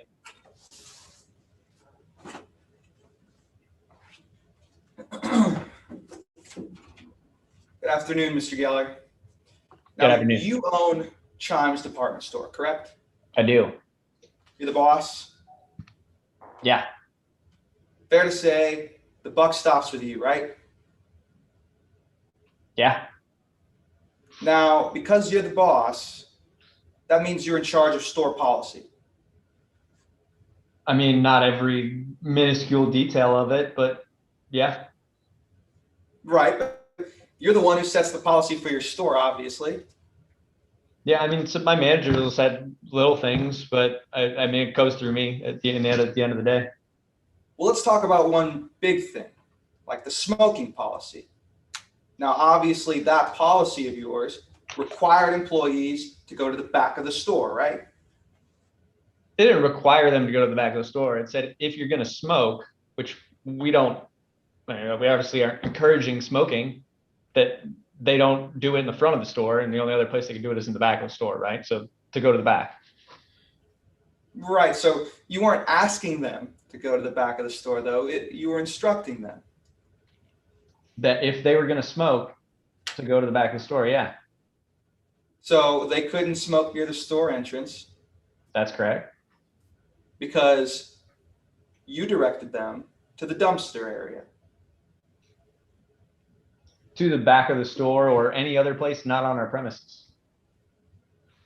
Now, you obviously had employees, one of their duties was to take out the trash, right? Yeah, absolutely. And they had to go to the dumpster that was also out back. Correct. And you would agree with me, to get to that dumpster, they had to go down the steps of the loading dock. They didn't have to. They could have walked around the store too. You're saying that they could take the trash around the strip mall to the dumpster? They could. I mean, it would be easier to go out the back, but. Okay, it would be easier to go right out the back to the dumpster, right? Yeah. And fair to say, if you don't want people smoking in the front of the store, you don't want people taking trash out the front of the store, do you? No, absolutely not. Okay, so they're going to go out the back, right? Yeah. And they're going to walk down those steps. Then they could throw it into the dumpster from the loading dock as well. I'm gonna have to stop everyone for just a moment. It seems we have one judge with connection issues, and so we're just gonna get those cleared up very quickly. But Absolutely. everyone's time has stopped. Just 1 second. Yes, Your Honor.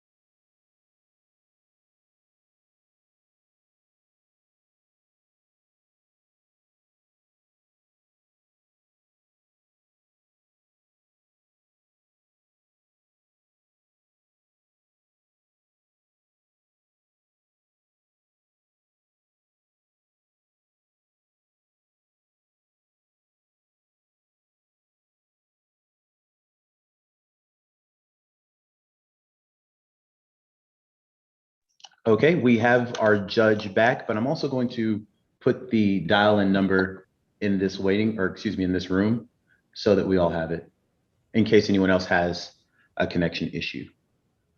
I am so sorry. I'm back. Thank you so much. No problem, Judge. No problem at all.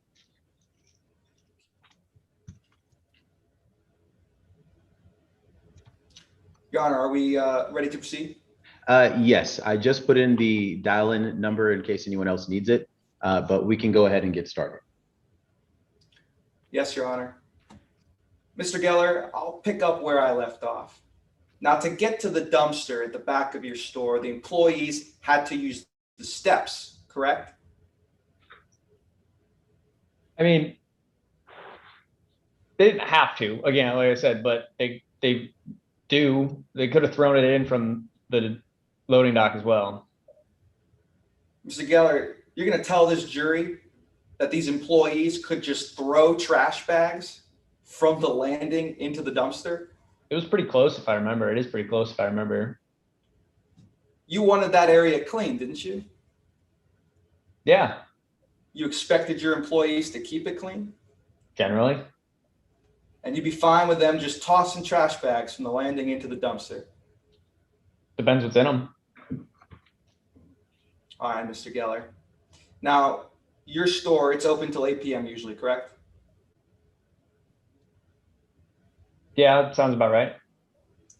You would agree that sometimes employees are going to take their smoke breaks at night. Yeah. Sometimes they have to take the trash out at night. Yes. And when they do, they're going to be on the loading dock in the dark, right? Generally.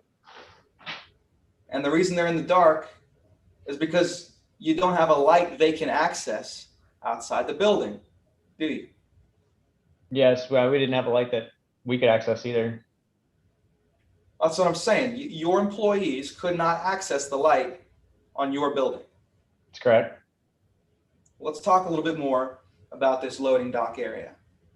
When your store first moved there, the loading area actually had guardrails, didn't it? Well, it was a stairway, I think, and then we converted it to a loading area. Right. So before it was ever a loading dock, it was just a normal stairway. Yep. And that stairway had guardrails. Like stairways usually do. And like stairways usually do, those guardrails are to help people balance. Yeah, on stairs. You would agree with me that the stairs are still there, right? There are still stairs there, yes. But there's not guardrails there anymore, is there? Because it's a loading dock now. And the reason it's a loading dock now is because you had those guardrails removed. To convert the stairway to a loading dock, yes. You actually put in that request to your landlord. We did. Well, let's take a picture or take a look, excuse me, at what's already been pre-admitted into evidence as Exhibit 17.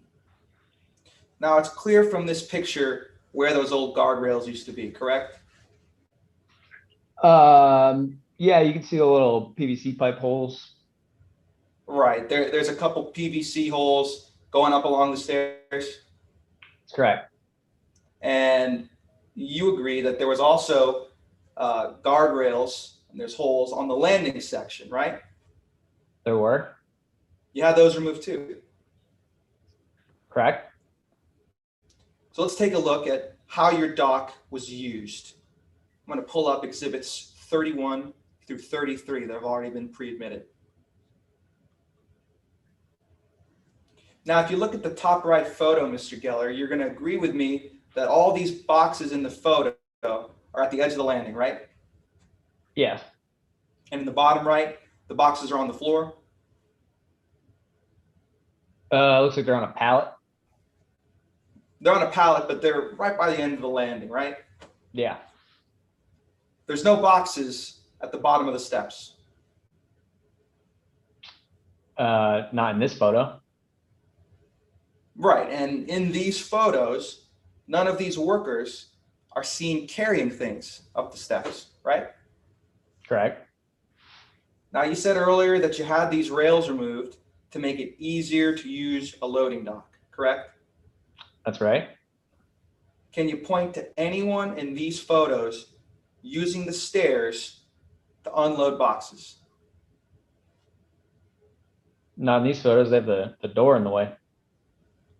So that's a no? Correct. Now, Mr. Geller, you could have left a guardrail on the steps portion of your loading dock, correct? I mean, I could have, but it would defeat the purpose of getting things into the store that are larger. Well, hold on, Mr. Geller. The boxes, they're coming up on the landing portion, as we can see in this picture, right? Yeah, I mean, those aren't the only boxes that ever come into the store, though. It's just one example. That wasn't my question. At least in these photos, the boxes are coming up on the landing, right? Yeah. And you could have left guardrails on the stair portion, correct? I mean, I don't think it would be an effective as a loading dock if I did, but I could have done it. So that's a yes, you could have. I could have. All right, well, now let's talk about some of the safety measures that you had in place for your employees. You agree you're required by law to take reasonable safety measures for your employees? Yeah. And you want all of your employees to be on the lookout for safety issues. Correct. If they see something, you want them to report it to you. Yeah. The reason for that is you want to keep your workplace safe. Correct. And as the owner, you would make it safe if you found out there was a danger. Yeah. Mr. Geller, you've been the owner at Chimes for the last 10 years. Yes. Back in January of 2010, you were the owner of Chimes. Yeah. And you know that 10 years ago, another employee of yours fell down those same steps, correct? That's correct. His name was Jason Stiles. Yes. You know he hurt himself. Yes. You know he reported it to his supervisor. He did. That supervisor made a report. Yes. Calling court and counsel's attention to what's been pre-marked as Exhibit 14. I'm going to ask you to turn to that in your exhibit book, Mr. Geller. Sure. 14, you said? 1-4? 14. Just let me know when you're there. Sure, I got it. Now, you recognize that exhibit, don't you? I do. That's because it's the accident report filed back in 2010 about a fall on your stairs. Objection, Your Honor. That's a mischaracterization of this piece of evidence. At the top of this evidence, we see that it says recorded statement guide. This is not an accident report. Response? Your Honor, I can rephrase. I mean, the substance is an accident, but I can rephrase. All right. I'm going to sustain the objection and you can rephrase. Yes, Your Honor. Mr. Geller, this is a report about an incident that took place on the back stairs of your property, correct? Objection, Your Honor. Again, that's mischaracterizing what this evidence is. It is not a report. It is a recorded statement guide. Your Honor, if I can assume we're approached, I think we're just arguing semantics here. Your Honor, are you looking at a particular document? Yes, Your Honor, Exhibit 14. Okay. And is this something that you're going to be entering into evidence? Yes, Your Honor. Okay. If it has a title, just call it by the title until you get it in evidence, then you can talk about it more. Yes, Your Honor. Yes, Your Honor. Proceed. Your Honor, a brief moment to confer, just to double check and make sure I get this right. Sure.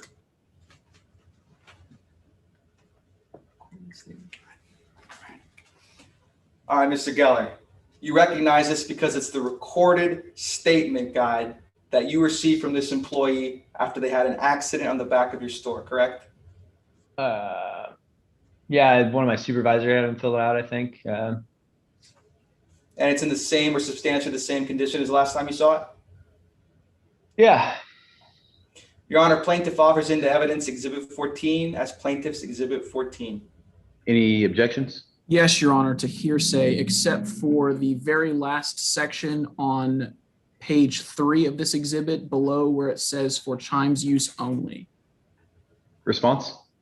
Your Honor, none of this report is hearsay. As we just established, it is an admission by a party opponent. Both the person making the report and the responder were both employees of Chimes department store 10 years ago. Furthermore, this report goes directly to notice on the part of the defendant that they knew these stairs were dangerous just 10 years ago and they still did nothing about it. Response, Your Honor. Please.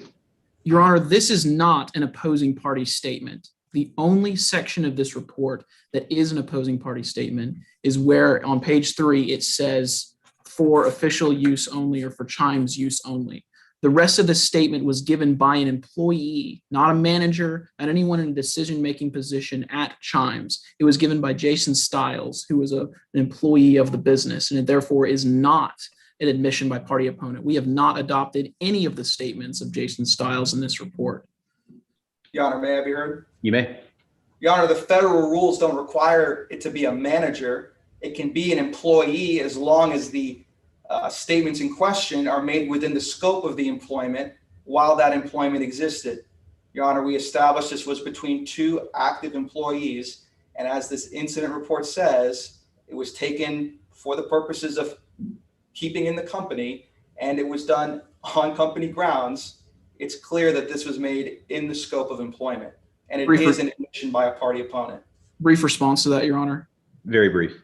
There is nothing in this report that says it was taken on company grounds. There is nothing in this report that says that it was taken by an employee in his official capacity as an employee. It is not an admission by a party opponent. It's a statement that was made by one employee to another employee. Is that correct? It was, yeah, yes, Your Honor. All right. Objections overruled. You may proceed. All right, Mr. Geller, we're going to pull up Exhibit 14 for you to look at. Now we're going to start on the first page. The fall happened on January 8th, correct? That's what the statement says. So that would also be in the winter?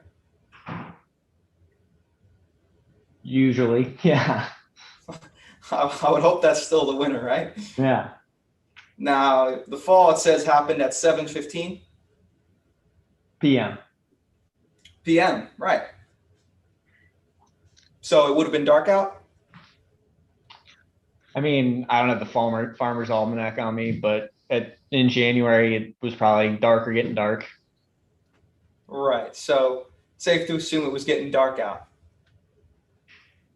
Again, I don't know. It sounds right in January. We'll turn into the third page, Mr. Geller. There's a section where the supervisor makes recommendations, right? Yeah, that's what it looks like. Now, one of those recommendations, when asked if the employee could have done something different, the recommendation is to not go outside in the dark, correct? Sure. Yeah, no, that's what the report says. Okay. And the report also says that some of the things that Chimes could have done to prevent an injury like this in the future, the recommendation was to make sure there is adequate lighting on the loading dock. Isn't that right? That is what the report says. So this report happened 9 years ago, correct?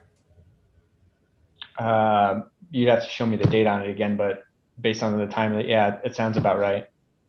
You don't remember the last time someone was injured on your property? You said 9 years ago. It was 9 or 10. I don't. Okay. Well, 9 years ago, and to this day, though, employees are still taking trash out using those steps, right? Yeah. If people want to go out and smoke, they're going to be on that loading dock, right? Correct. 9 years later, and you haven't put up one sign warning employees to be careful out there? Nope. There's still no guardrails on those stairs? No, there aren't.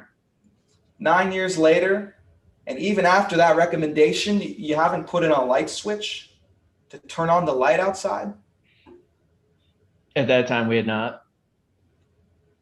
So you could have, though, installed a light switch to turn on the light outside for your employees. Yeah, it was feasible. Could have. But you didn't. No, we did not. Thank you, Mr. Geller. Your Honor, I have no further questions. Any redirect? Briefly, Your Honor. You may proceed. Mr. Geller, based upon what you heard during the plaintiff's direct examination earlier, did he fall while he was on his way up the steps? I think he was falling as he was trying to get around the door. So he fell, based upon what you just told me, he fell whenever he reached the top of those stairs. Yes, I didn't see it, so I don't know. I don't know what he told me. And also based upon what you heard the plaintiff say earlier during today's case, could he not see the landing that day? I mean, he said the door was open. So. Objection, Your Honor. Speculation, commenting on another witness's testimony. Your Honor, that's not speculation today. He's allowed to say what he heard that witness testify to. Your Honor, he's commenting on the credibility and testimony of another witness, and he's not an expert. Can you restate your question, Mr. Hobbs? Yes, Your Honor, absolutely. Mr. Geller, based upon what you heard earlier today, did you hear the plaintiff say that he couldn't see the landing that day? No. No further questions, Your Honor. Okay. Any recross? Your Honor, can I get a ruling on my objection for the record that I made? Based on the restatement of the question, I'm going to overrule the objection. Yes, Your Honor. I have no recross.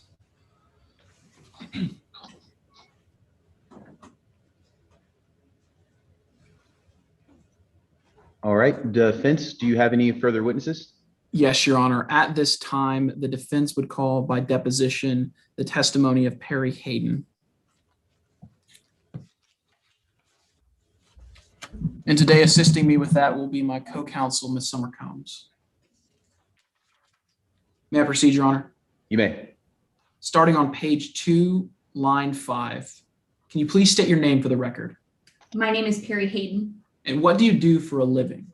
I'm a compliance safety and health officer with the Occupational Safety and Health Administration. Moving now to page 5, line 6. All right, Ms. Hayden, how were you involved in this case? Well, I conducted an inspection at the Chimes department store in Waco back in 2018. Moving now to page 6, line 8. Did you issue any citations to Chimes as a result of your inspection back in 2018? No, I did not. Moving now to page 7, line 13. The manager told me that there used to be guardrails, but they were removed because Chimes used that landing area as a loading dock. Why does that matter? Because loading docks don't have to have guardrails. How do you know that? Because OSHA says so. Moving now to page 8, line 20. Is there any OSHA regulations that does specifically discuss loading docks? Yes, 1910-28B1 3 clearly states that guardrails aren't required on loading docks because they aren't feasible. You can't very well load something onto the dock with a bar in your way. Moving now to page 9, line 12. Was this area behind the store exclusively used as a loading dock? No, it was my understanding that employees also went out there to throw trash in the dumpster and to take breaks. And it is certainly possible that employees went out there and did other things as well, but I don't think that matters. Why not? Well, just because an employee goes out and sits on the edge of a loading dock and eats a sandwich doesn't make that loading dock a diner. The key thing here is that Chimes use this area as a loading dock. That's what matters. No further questions at this time, Your Honor. Mr. Hillier, would you like to read from the same deposition? Yes, Your Honor, and I will be joined by my co-chair, Ms. Goodwill, who played the witness. You may proceed. Yes, Your Honor. Starting on page 6, line 22. Question, when you went out there, what did you notice about the steps in the landing area? Well, at first I was a bit alarmed because there were some pretty obvious issues. Like what? Well, there were stairs in a landing area, but there were no guardrails anywhere. Plus, the concrete on the edges of those steps in that landing were cracked and eroding away. Someone with half as much experience as me could look at that and see some pretty obvious problems. Moving on to page 10, starting at line 5. Question, do you disagree with the assessment of your boss in this email? No, I don't. I am fairly conservative when it comes to issuing citations. Look, I obviously believe that workplaces need to be safe for employees, but that doesn't mean the government should be draconian in enforcing those regulations, especially in times like these when it's hard enough to find a job or a place to work. So maybe I'm a little bit more lenient than other inspectors. That's certainly possible. But I do my job and I do it well. And we talked about this issue and it was all good. It's not like I've been fired or anything. Moving on to page 11, starting at line 21. Did you ask the manager about that light? I did, like you can see in my report. And what did the manager say? the manager told me that they always turn the light on when somebody goes out back at night. So that seemed good enough for me. Did you have them, or continuing on page 12, starting at line 4, did you have them turn it on for you while you were there? Nah, that didn't seem necessary. Thank you, Ms. Goodwill. Your Honor, that's all the plaintiff has to read from this deposition. Defense, do you have anything further to read from this deposition? No, Your Honor, I do not. And with that, we conclude our case in chief today. Okay. And do both sides close on the evidence at this point? Yes, Your Honor, we would renew our motion under Rule 50B at this time for a motion for a judgment as a matter of law. Okay, that motion is still denied, and we can take a brief recess before closings. Is 5 minutes good for everybody? Yes, 5 minutes works with me. All right, we will recess for 5 minutes and have closings. Yes, Your Honor. Yes, Your Honor. Thank you.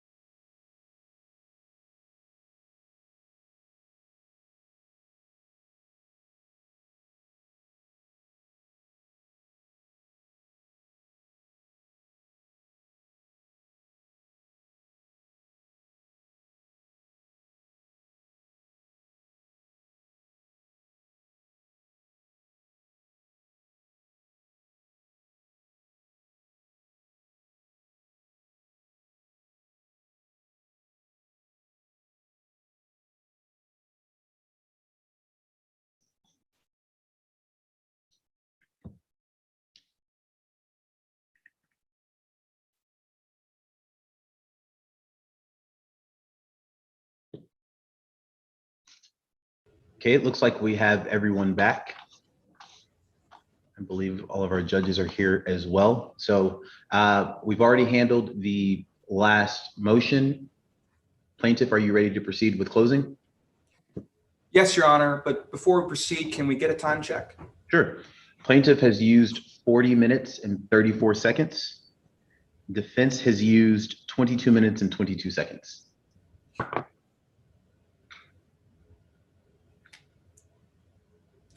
With that, Your Honor, the plaintiff is ready to proceed. All right. May it please the court? Counsel,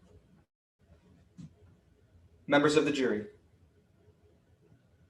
We probably should have fixed those stairs a long time ago. An admission by the defendant that, hey, we should have done more. That is the reason we're all here today. Because of Chimes department store's failure to make any efforts to keep their employees safe, even when they consciously knew of the dangerous condition right outside their back door.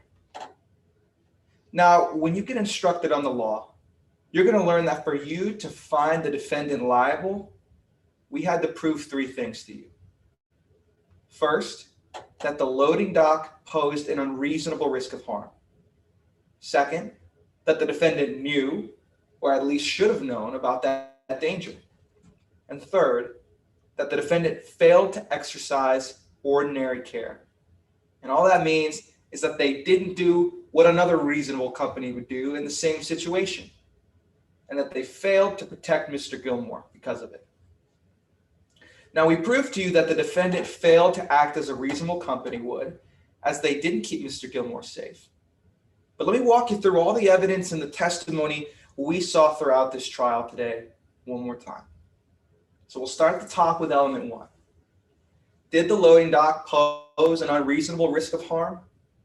Absolutely.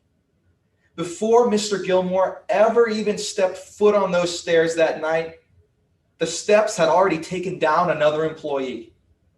It shattered Mr. Gilmore's knee. It put him out of work. But what is reasonable here? Well, sure. I mean, perhaps you need the loading area to clear bulky objects, to clear merchandise. We heard it 1,000 times from the defense's case today. But what about those steps right off the loading dock? Why no guardrails there? I mean, there's already holes in the steps just waiting to put them in. You saw those holes. The company before Chimes had guardrails there right along the steps. Opportunities for the defendant to do the safe thing, and they didn't take them. So ask yourselves, what is their rationale for not just putting guardrails along the steps that weren't going to be used for loading? There is none. What's the rationale for not having proper lighting when you know your employees are going out there in the dark? There isn't one. So what does a reasonable company do? Well, they put in a guardrail. They put it right next to the steps so that people have something to grab onto in case they fall. They put in a light so that at the very least, when people are taking out the trash, like the company told them to do, they can see where they're walking. But there was no railings, no lights. You saw broken steps, uneven pavement. Talk about the perfect storm on that loading dock. Simply put, those stairs were dangerous, and undeniably so. So that brings us to element two. What did the defendant know about this risk? Well, they knew everything. They just didn't care. Mr. Geller, the owner of this whole operation, knew an employee had already fallen and hurt himself on those same steps. He knew his manager recommended more outside lighting. He knew his manager recommended that employees not use the loading deck at night. He knew his employees would be using that area for job duties other than just loading. Do you remember what he said? It wasn't just the primary purpose. There was other purposes too. He knew it. The buck stops with him. He approved that policy telling employees to smoke out there. He approved where the dumpster went. And the whole time he knew that there were no guardrails. He knew the lights weren't always on and that employees couldn't turn them on. And they knew it for at least 9 years. Members of the jury, all these things didn't make it a question of if another employee was going to take a tumble down those steps. It was a question of when. And unfortunately, that when happened on January 23rd, 2019, to a loyal employee of 10 years who shattered his knee. And what was their response when Mr. Gilmore immediately reported the fall? What's the response that shows that they unequivocally knew about the danger? We should have fixed those stairs all those years ago. But sorry, too many other things to fix. So did the store and Mr. Geller know about the danger? Absolutely. And that brings us to element 3. Did the defendant fail to exercise ordinary care? Did they fail to act reasonably? And you already know the answer. The store, Mr. Geller, they did nothing. Not one change to the area after that accident 9 years ago. Not one warning posted. I mean, what would a reasonable business do after having an employee injured on the job? They would make the most basic, easy fixes to protect the employees. Not even a reasonable business. What would the bare minimum be? Put up a sign before people go outside. But what did the defendant do? They directed employees to go out there even more frequently after that first fall. That smoke policy, taking out the trash, that happened after the fall. They treated employees' safety concerns like this with indifference. And how can we tell? Well, just remember Mr. Geller on the stand today. Did he seem to you like someone who cared about his employees? Members of the jury, you get to question the credibility and the truthfulness of all these witnesses. You can watch their demeanor and how they act. And when I was cross-examining him, wasn't he putting up a fight? Why was he running and trying to hide from simple questions like, don't your employees have to take the steps to take out the trash? Of course they do. But he wants to say that they should be throwing it into the dumpster, that they don't need to go down the steps. Members of the jury, if you didn't think that the defendant were treating their employees with indifference before, I hope you can see after that examination why it was that way.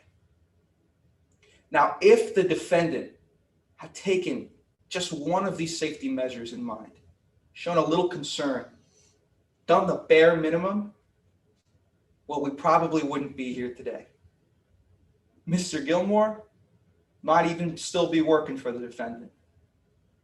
But on January 23rd, it was the defendant's decisions, the defendant's inactions, the defendant's indifference towards its own employees' safety that caused the accident. At some point, members of the jury, you got to own your own mistakes. Don't let their deflections onto my client become a distraction, because that's just what they are. An attempt to distract you from their clear responsibility for this fall. Now, in a few moments, you're going to go back and deliberate in this case. And when you've reached the decision, you're going to fill out a verdict form. And I want to talk about that form. It's going to ask you two questions. The first, who is negligent? Who is responsible? And after all you've heard today, you know the answer to question one. The negligent party is the one with a duty to protect its employees, but they failed it. So who's responsible? Chimes Department Store, the defendant, and put a yes by their name. Now you know that while the answer for the defendant is yes, that must mean that the answer for Mr. Gilmore is no. But if you get to question two, it's going to ask you to apportion a percentage of fault between the parties. And if you need help for determining who's more responsible, well, don't take my word for it. Listen to what the defendant said. We should have fixed those stairs a long time ago. And they were right.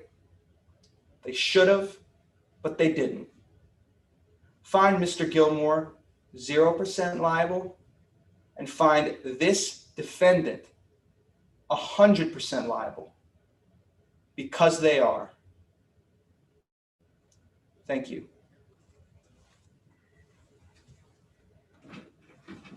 Thank you, Mr. Hilliard. Mr. Hobbs, you may proceed with your closing. Yes, Your Honor.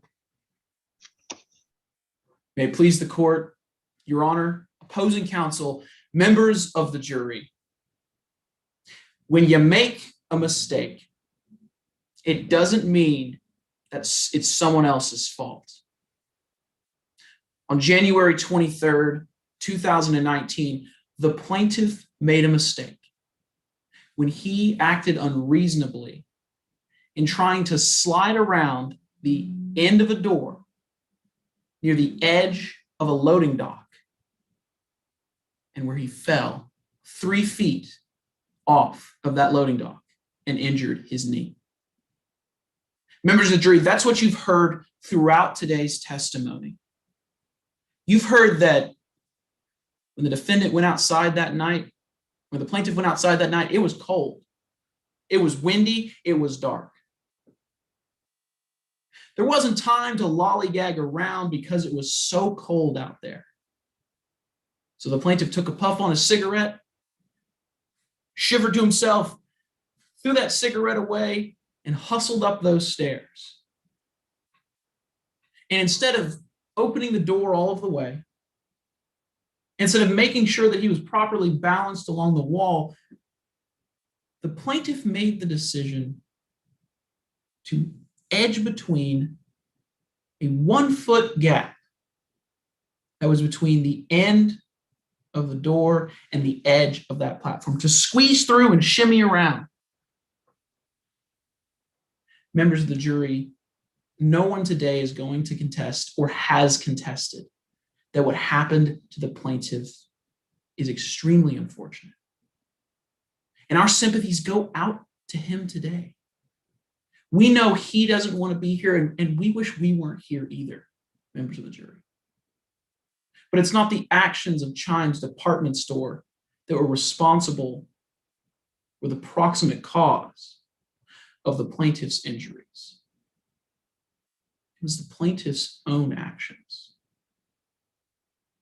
The members of the jury, you've heard a lot today during the plaintiff's closing about the law that you're going to apply in this case. You heard that the plaintiff has to prove by a preponderance of the evidence, that is, that it's more likely than not that there was a dangerous condition, that the store knew about that dangerous condition, that nothing was done to warn or fix that dangerous condition. And there's one more thing that plaintiff's counsel forgot to bring to your attention today. They have to prove to you proximate cause. And that's what today's case has been about from the beginning. They had to prove to you that it was the actions or inactions of Chimes Department Store that was the proximate cause of what happened to the plaintiff. So let's walk through what we've heard today from the plaintiff. Let's walk through the evidence. and apply it to that law. Now, proximate cause asks us to look at what is a foreseeable result. Members of the jury, you heard today that that platform on the back of the building was a loading dock. You've heard that from almost every single witness that has come before you today. There's not one witness today that didn't call it anything but a loading dock. And members of the jury, you've heard today that railings, they're not supposed to be on loading docks. The only person today that told you that loading dock on the back of the store wasn't one was the same person that the plaintiff is paying $750 an hour to tell you that. Members of the jury, you also heard that on that day, the plaintiff did something different. Plaintiff's counsel a few moments ago wanted to talk about the lights, the concrete, the railing. Members of the jury, when I asked the plaintiff where he fell, he told you he fell once he reached the top of those stairs, where he himself admitted to all of you today that a railing could not be put. Members of the jury, that is a distraction. He didn't fall where a railing could be put.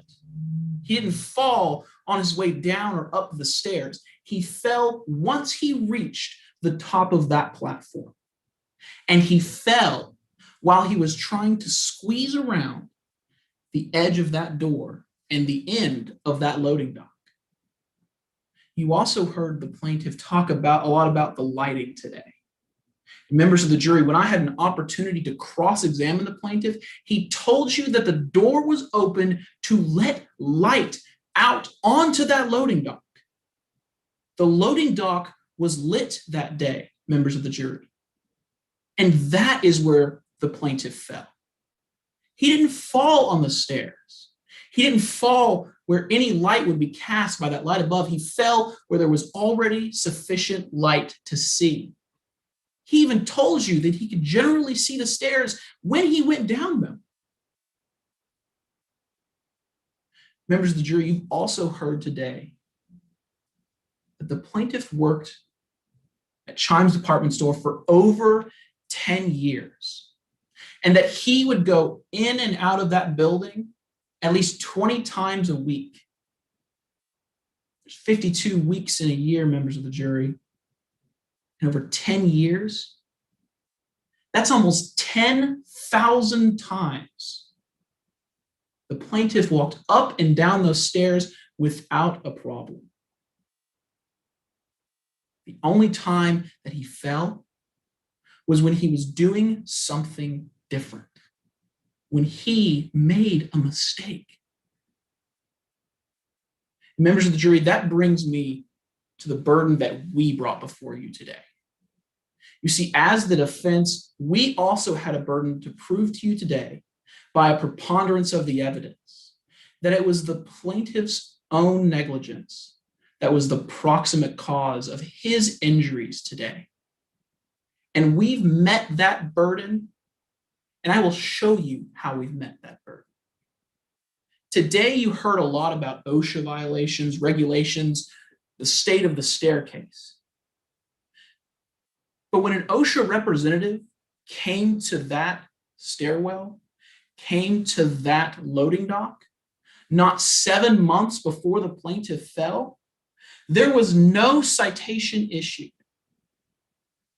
because loading docks don't need railings. You can't have a railing on the loading dock and it be a loading dock.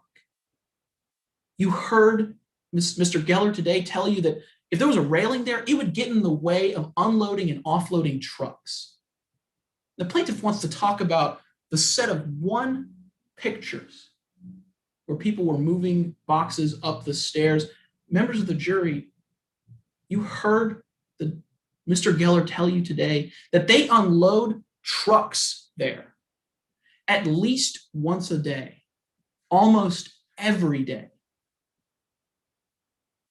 Members of the jury, you heard that they were in compliance with the OSHA regulations. The plaintiff's own expert witness told you today that there is no regulation that requires railings on a loading dock, on the loading dock that the plaintiff fell off of. Members of the jury, you also heard today that the United States government itself, through the Department of Labor, told the defendant, Chimes Department Store, that they were in compliance. Loading docks don't need rails. Members of the jury, having rails on that loading dock would be the equivalent of putting a net up on the posts of a field goal and telling somebody, go ahead, try to kick a ball through that field goal. You're not going to be able to do it. But that's not the only thing we've shown you today. We've shown you that the plaintiff himself was the cause of his own injuries. You heard today that Chimes Department Store, they didn't make the plaintiff go out there and smoke a cigarette. In fact, you heard the owner of Chimes Department Store tell you that that plaintiff could smoke anywhere he wanted to as long as it wasn't on the premises. He could smoke in his car. He could smoke at the restaurant around the corner. Heck, he could even smoke at our local football stadium. If he was going to be on the premises, he had to smoke out by the dumpsters. Members of the jury, we also heard today that when the plaintiff was out there, he did something different. And now we don't blame the plaintiff for the conditions that were present that day. We don't blame him for the fact that it was dark. We don't blame him for the fact that it was windy, and we certainly don't blame him for the fact that it was cold. But we have to hold him accountable for his reactions to those conditions. You see, because it was cold out there, the plaintiff was in a hurry. He was rushing up the stairs. There's no time to lollygag. He was in a rush to get up the stairs because it was cold. And because of that, when he reached the top of the stairs, when he was confronted with that door, he didn't try to open it the rest of the way. He didn't try to make sure that he was safe when he went up those stairs. When he got to the landing, he attempted to squeeze between the end of that door and the edge of that rail. About a foot, members of the jury. A foot next to a 3-foot drop. And when he tried to do that, he told you that something happened. When he tried to do that thing that was different from every other time in those 10,000 plus times he went up those stairs, something was different. He felt himself slipping, and he fell off the loading dock, off that platform 3 feet, and hurt his knee. Members of the jury, we all know that whenever you're in a hurry, you make mistakes. We've all been in that position where you're in the car in the morning, you're running late to work, and geez, you spill your coffee in your lap. We've all been in that position where you're trying to get that report in, you turn it in, you get the rate back. Geez, I made mistakes all over this. In a few moments, Judge Pfeiffer is going to send you back into the jury room after he charges you with the verdict form in today's case. He's going to walk through the law, and he's going to explain to you that you have to determine proximate cause. He's going to tell you what the law says proximate cause is. That's what this entire case has been about, members of the jury. And after he's done instructing you, and you go back into that jury room, you're going to know what happened. you're going to know that it wasn't on the stairs. It wasn't in some dark area. It was on the lit platform, the lit loading dock, where no railing is required to be put, that the plaintiff fell. And because of that, you're going to be able to say no to the first question that you're presented with. And you're going to be able to say yes to the actions of Jordan Gilmore in today's case. And members of the jury, that's where you stop. Your job is done. When you make a mistake, it doesn't mean it's someone else's fault. Find the defendant, Chimes Department Store, not liable. Thank you.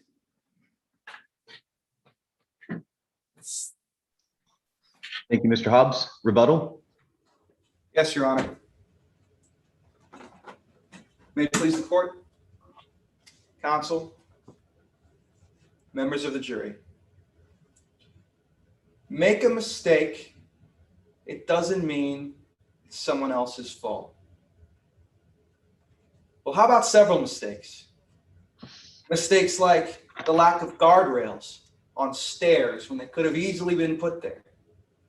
Mistakes like not putting up adequate lighting when they could have just put a switch in the building for their employees.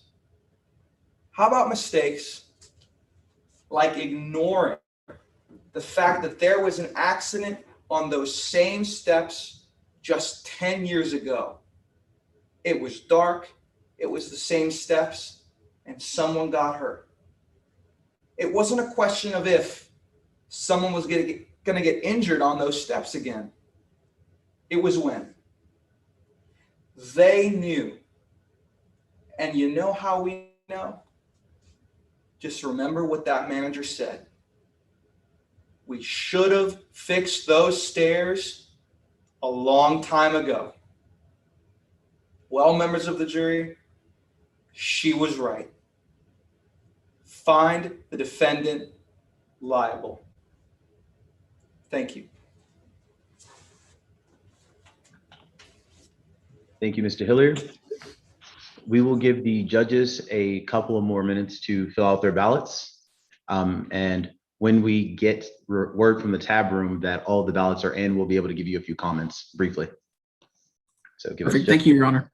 No problem.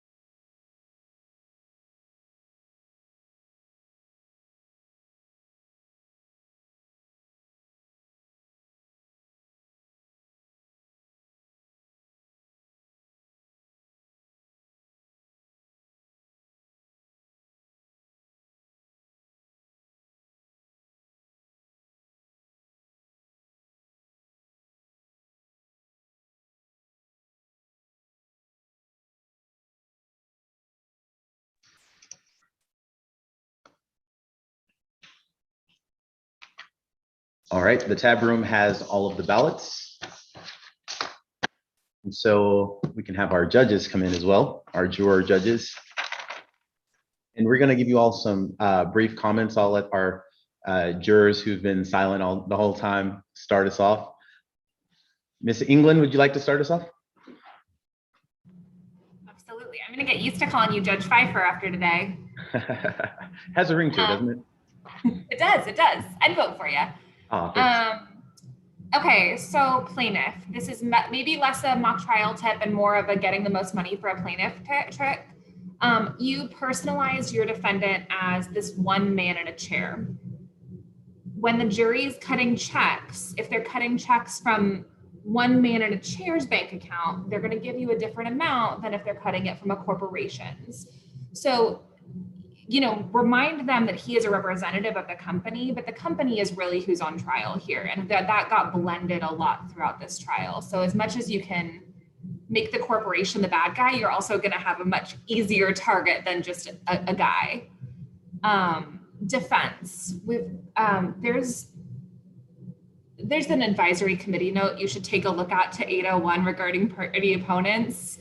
If this comes back up, or if either of you have further rounds, take a minute to look at who your party opponent is in the advisory committee notes.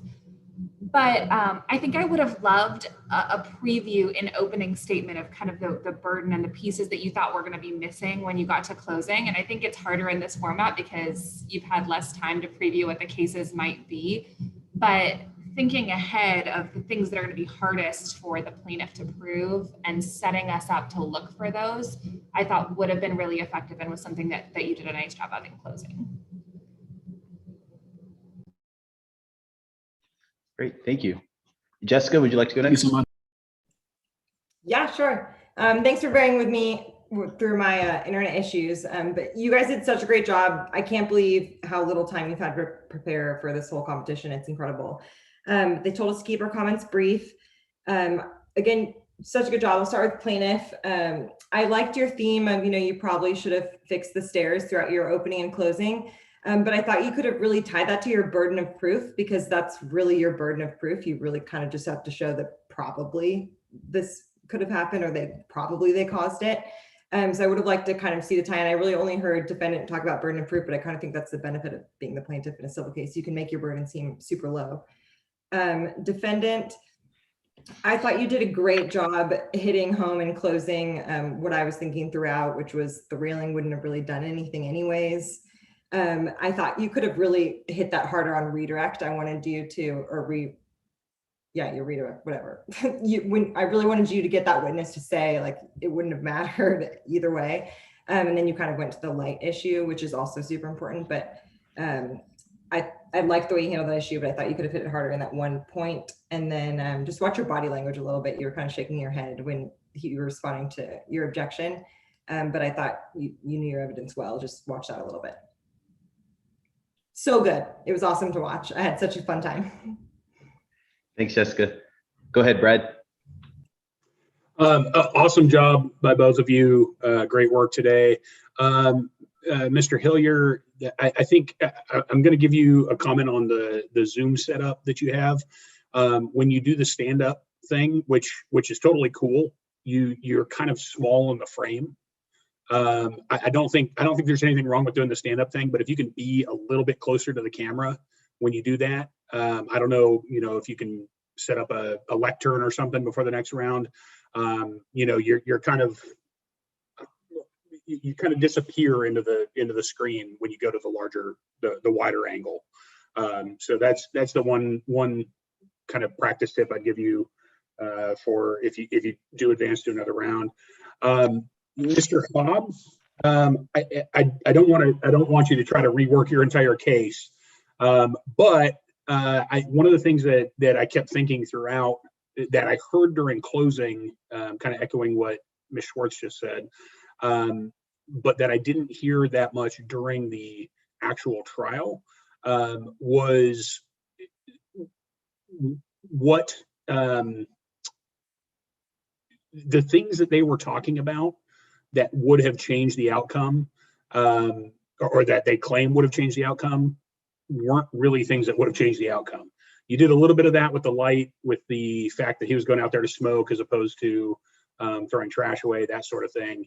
But overall, I thought you could have woven that into your theme a little bit more than you did. So, like I said, I'm not asking you to rework your entire case, but I would see how many times you could punch those things in, focusing on what the plaintiff did wrong more throughout the trial.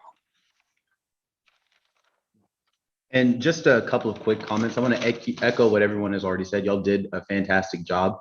I love watching these tournaments because I always see very, very good advocacy. And so thank y'all for being so well prepared, even with such little time. I know y'all have a very quick turnaround. Just a couple of quick points. And this is more procedural for Mr.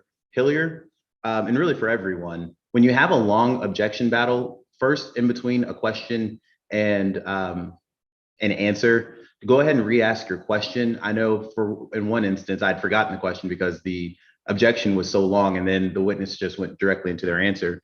But next, when you're admitting evidence, for the sake of your record, make sure that it gets admitted on the record. I know after we discussed that, I forget which exhibit it was, I think it was 14. I don't know that I actually admitted it on the record. I know I said you could proceed, but if you get to appeal, that's going to be an issue if the document was never, or if the exhibit was never actually admitted on the record. So you did a great job asking for a ruling, which is also important, but definitely make sure your evidence gets admitted on the record as well. Mr. Hobb, I thought you did a great job as well. And I want to echo the comment about shaking your head. At first, it was a little kind of like, and then it was like, and then it got distracting. So just watch reflexes. It's definitely something that's easily fixed. And then also, when you restate questions for the court, I legitimately thought I misheard something. And so I wanted to confirm that. And then I thought I heard something different. So I wanted to give you the benefit of the doubt and went with the restatement. But definitely make sure you restate the way it was stated originally, so that there's no doubt for the court. But other than that, I thought everyone did a great job. Thank y'all for y'all's time and good luck with the rest of the competition. Yeah, thank you guys for taking time out of your weekends to be here with us. I know myself and I'm sure Mr. Hillier, we appreciate everyone being here. Thank you so much. We really appreciate you all. Absolutely. It was really a treat. Great job, you guys. Thank you. Thanks, everyone. Good job. Can we Oh, go? yes.